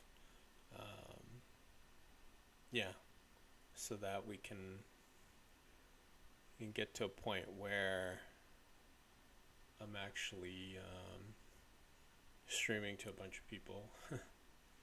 Yeah, the point really isn't to make money, guys. It's I mean, of course this is part of it, but really it's to get people the help that they need, right?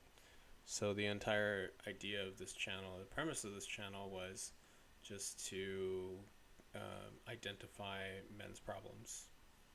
Yeah, which is something that I don't know if this particular topic will be a forever thing, but at least for right now, because I think it's such a huge issue that it needs to be addressed. Yeah. Anyways, thanks so much for listening. I appreciate it. I'm just going to wind down with this channel and continue to play Summoner's War if I can even beat this guy, which I may not be able to based on what's going on. He's resisting all of my armor breaks, which is super annoying. He's probably got 100% resistance. Yeah, you see he's healing up, and I don't have any destroy runes to kill his HP, which is obviously a problem.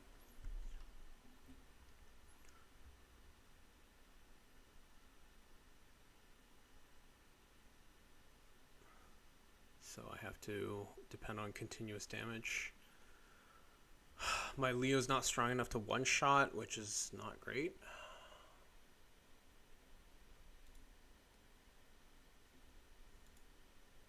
Four business class flight perks that make absolutely no sense. In at number 4 is a really baffling feature. I've always wondered where aeroplane food actually comes from, but on board Turkish Airlines business class, the answer to this mystery is revealed.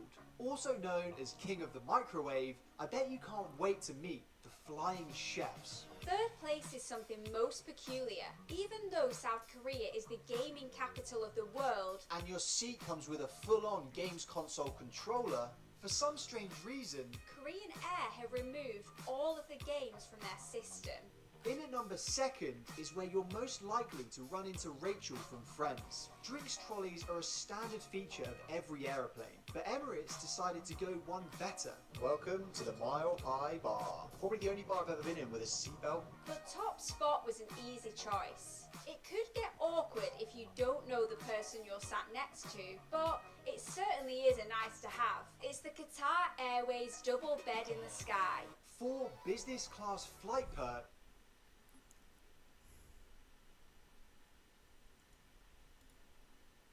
Leadership is a choice. It is not a rank. I know many people at the senior-most levels of organizations who are absolutely not leaders. They are authorities, and we do what they say because they have authority over us, but we would not follow them. And I know many people who are at the bottoms of organizations who have no authority, and they are absolutely leaders. And this is because they have chosen to look after the person to the left of them, and they have chosen to look after the person to the right of them. This is what a leader is. We call them leaders because they go first. We call them leaders because they will choose to sacrifice so that their people may be safe and protected, and so their people may gain. And when we ask them, why would you do that? Why would you give your blood and sweat and tears for that person? They all say the same thing, because they would have done it for me. Leadership is a choice.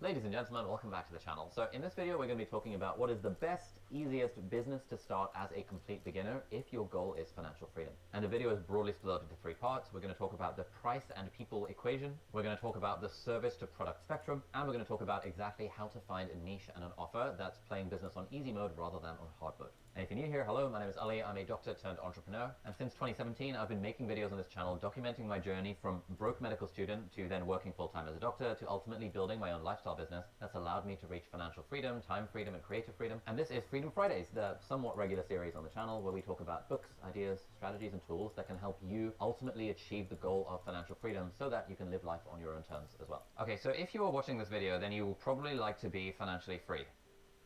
Maybe you want financial freedom, you would love to have time freedom as well, where you can spend your time broadly however you want, and you would also love to have creative freedom, where you can work on stuff that fulfills and energizes you. That begs the question, okay, well, how do you do that? And maybe you've realized through watching maybe my content, maybe other people's content, that like start a business is a much nicer way for most people to get to financial freedom compared to follow a normal traditional career and get a job, for example. But then that begs the question of, okay, bro, like which business do I start? I want to introduce you to a simple equation for basically how to make money. And that simple equation basically has 2 variables. It's basically your number of customers, i.e. how many people are buying your stuff, and then the price point of your stuff.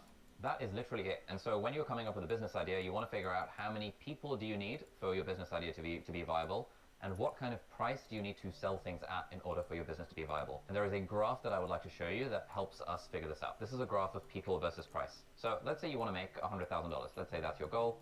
If you wanted to, the way you could make 100K is you could sell something for 100K to a single person, right? So we've got one person over here, and this is kind of like our price over here, right?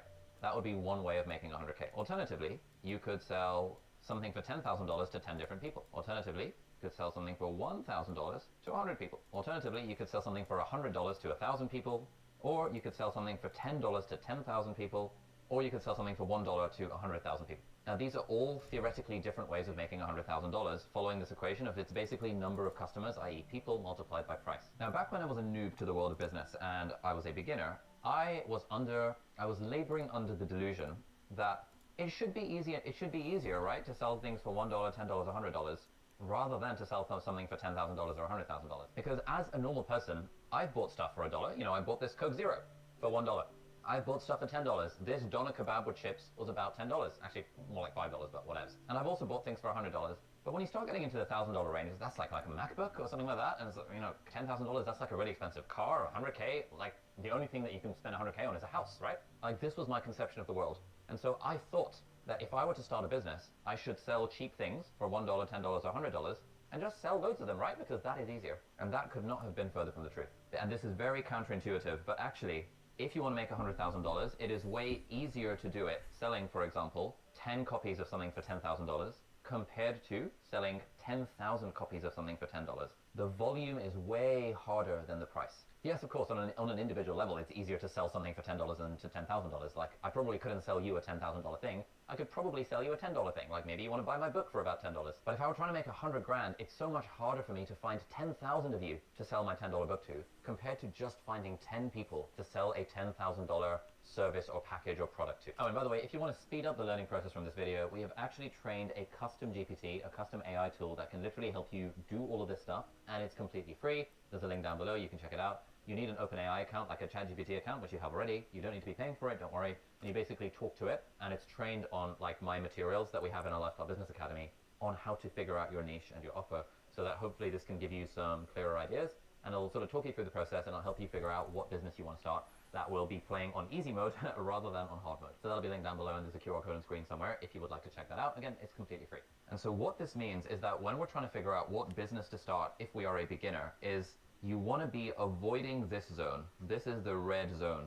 Trying to start a business in the red zone where you're selling cheap things that are like high volume, that is playing business on hard mode. It's not to say you can't do it, it's not to say it can't be done, it's just playing business on hard mode, and your chances of success are a lot lower, especially if you're a beginner. Similarly, as a beginner, you probably don't want to be in this kind of range, because this is called having a job. When you sell, you know, one thing for $100,000, that might be your reasonably well-paid job. But the zone we want to be in is in this zone, right? This zone of we're selling stuff, ideally that's between the $2,000 to the $20,000 price point. I think this is a very good place to be when it comes to trying to build a business. Because like I said, the hard part is getting the customers. The hard part is a lot less charging them lots of money. And so when it comes to figuring out what business idea to start as a beginner, you really want to be thinking, what is the thing that I could sell for at least $2,000 US? And that is going to seem scary. You might be thinking, but I don't have skills worth $2,000. Like, well, 10K, 5K, 20K, what the hell? Like, this is completely impossible. And this is exactly what students in our Lifestyle Business Academy, which is like my online kind of business school, go through, that I coach them through all the time, as does everyone on my team. And we really try and get them to figure out something that they can sell for at least $2,000. Because trust me, when you're selling expensive things, it becomes so much easier to build a business that hits 6 figures in revenue, compared to when you're trying to sell large volumes of a cheap thing. Now, once you start and grow your business and you make all this extra cash, you're going to need a place to invest that money for it to compound passively over time. And that is where the sponsor of this video comes in, Trading 212. Trading 212 is an online trading, build a diversified portfolio, or it can come from the volume. So for example, if you were to charge $10,000 per year for something, let's say, I don't know, you're selling expensive health insurance. People are paying $10,000 per year. So now you only need 10 customers period, to be able to make $100,000 per year. But let's say you're not charging a subscription. Let's say you're, in my case, selling a course on how to do YouTube for $1,000, but it's a one-off product. Like, it's not a recurring subscription, it's not a membership, it's not anything like that.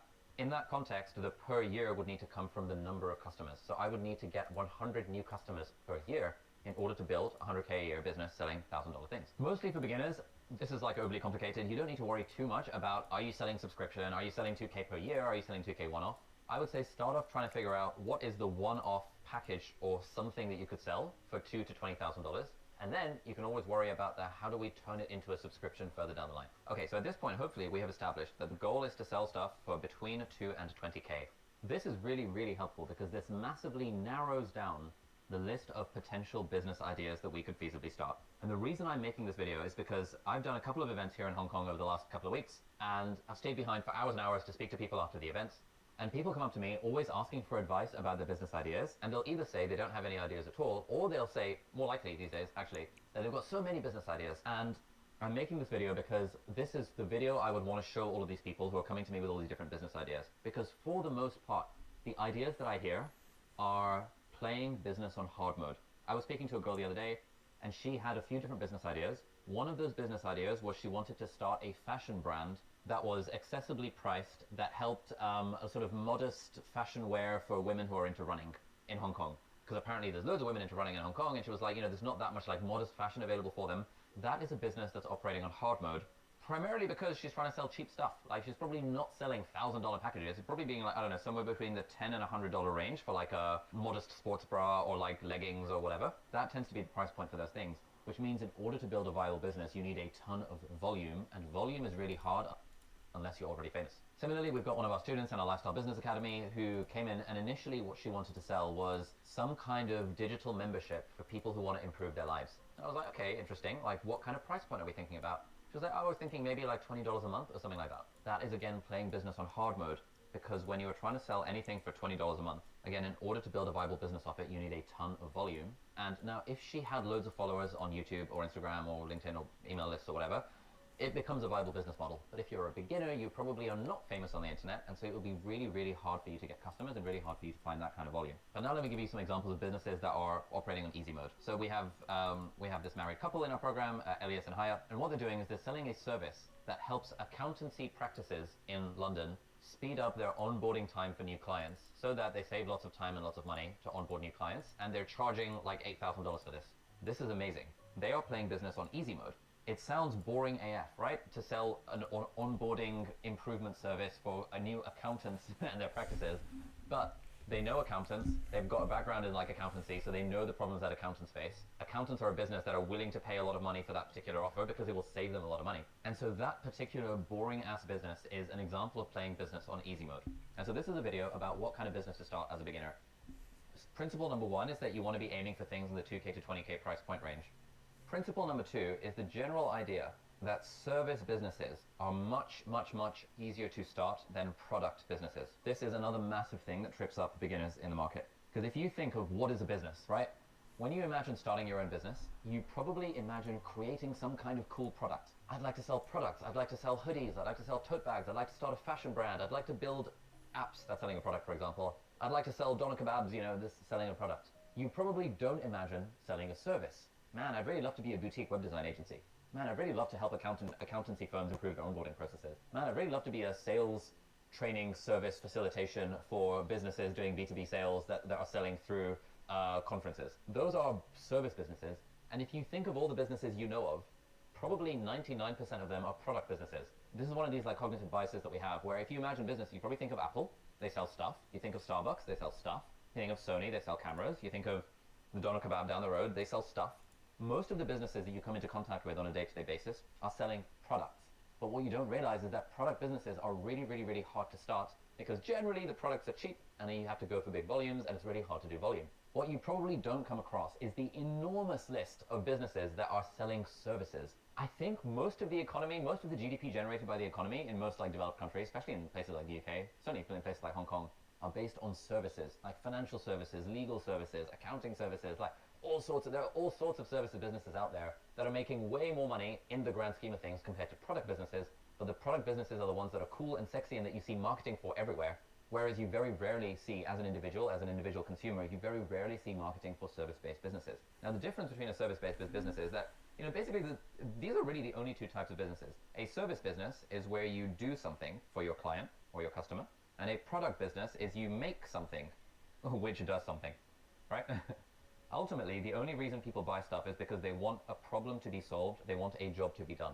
This doner kebab that I'm currently eating that's getting a little bit cold right now, this is currently doing the thing of alleviating my hunger and helping me have a good time. It is a product business. But unfortunately, the guy running the doner kebab shop is very unlikely to become financially free from running a doner kebab shop unless they sort of expand to like multiple locations and build out a team and all of that sort of stuff. Because he's trying to play the volume game, and it's very hard to play the volume game, see my point around how that's business on hard mode. So what you want to do is you want to start some kind of service business.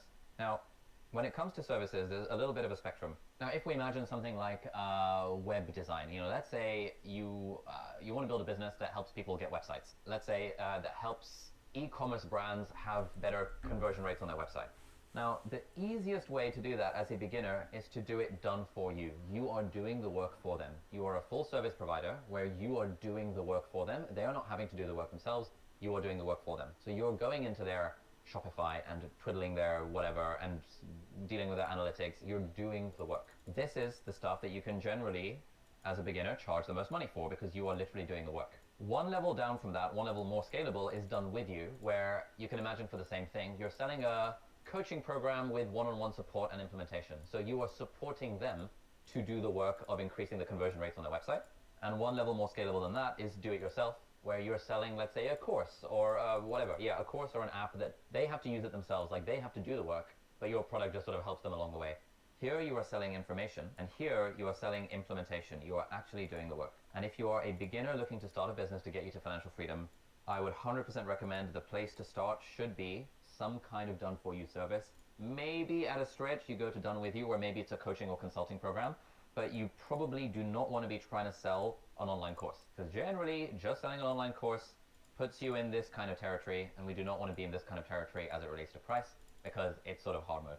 Also, the way the world is going, I don't think online courses are going to be around very much longer, because AI slop is a thing. If you want to learn something, you just ask ChatGPT. If you wanted to just learn how to do it yourself, and people are realizing this, the bar for what is free just keeps going up. People are putting all sorts of like really good free content on YouTube completely for free. And so I think the way the world is moving, especially if you're looking to start a business right now, is that more and more towards high-end, high-touch services where you are doing a lot of the work for your clients. And by the way, as a reminder, if you would like to get the completely free custom GPT that we've trained literally on the content of this video so that you can figure out exactly what your service done for you business idea is going to be, there'll be a link down below, or you can like scan the QR code that's currently on screen. So why are our students in like our Lifestyle Business Academy at Ace and Hyatt, why are they able to charge $8,000 to accounting practices to help them speed up their onboardings? Well, because they're doing the work for them. If they were like, hey, we'll sell you an online course that teaches you how to do the onboarding for your clients, the accountant practice is going to be like, bro, I don't need an online course. I'm too busy. I've got other things going on. Maybe they might buy it for like, I don't know, $80 or something like that, just cause, and then they would never log in and never actually use it, because these are businesses, and businesses are busy and they don't have much time. But if you can do the work for them, if you can promise them the outcome, the transformation, without them having to do any work, you are able to charge way higher prices. And generally the way you do that is through a service business with a done-for-you business model, where you are trying to do something for someone where they value the outcome. That's the end of my stream for tonight. Stay tuned tomorrow. Same bad time, same bad channel. Thank you to everyone that tuned in today. I'll try to make tomorrow's stream more engaging, but I'm grateful for everyone's time. Take care and have a great day. Bye-bye.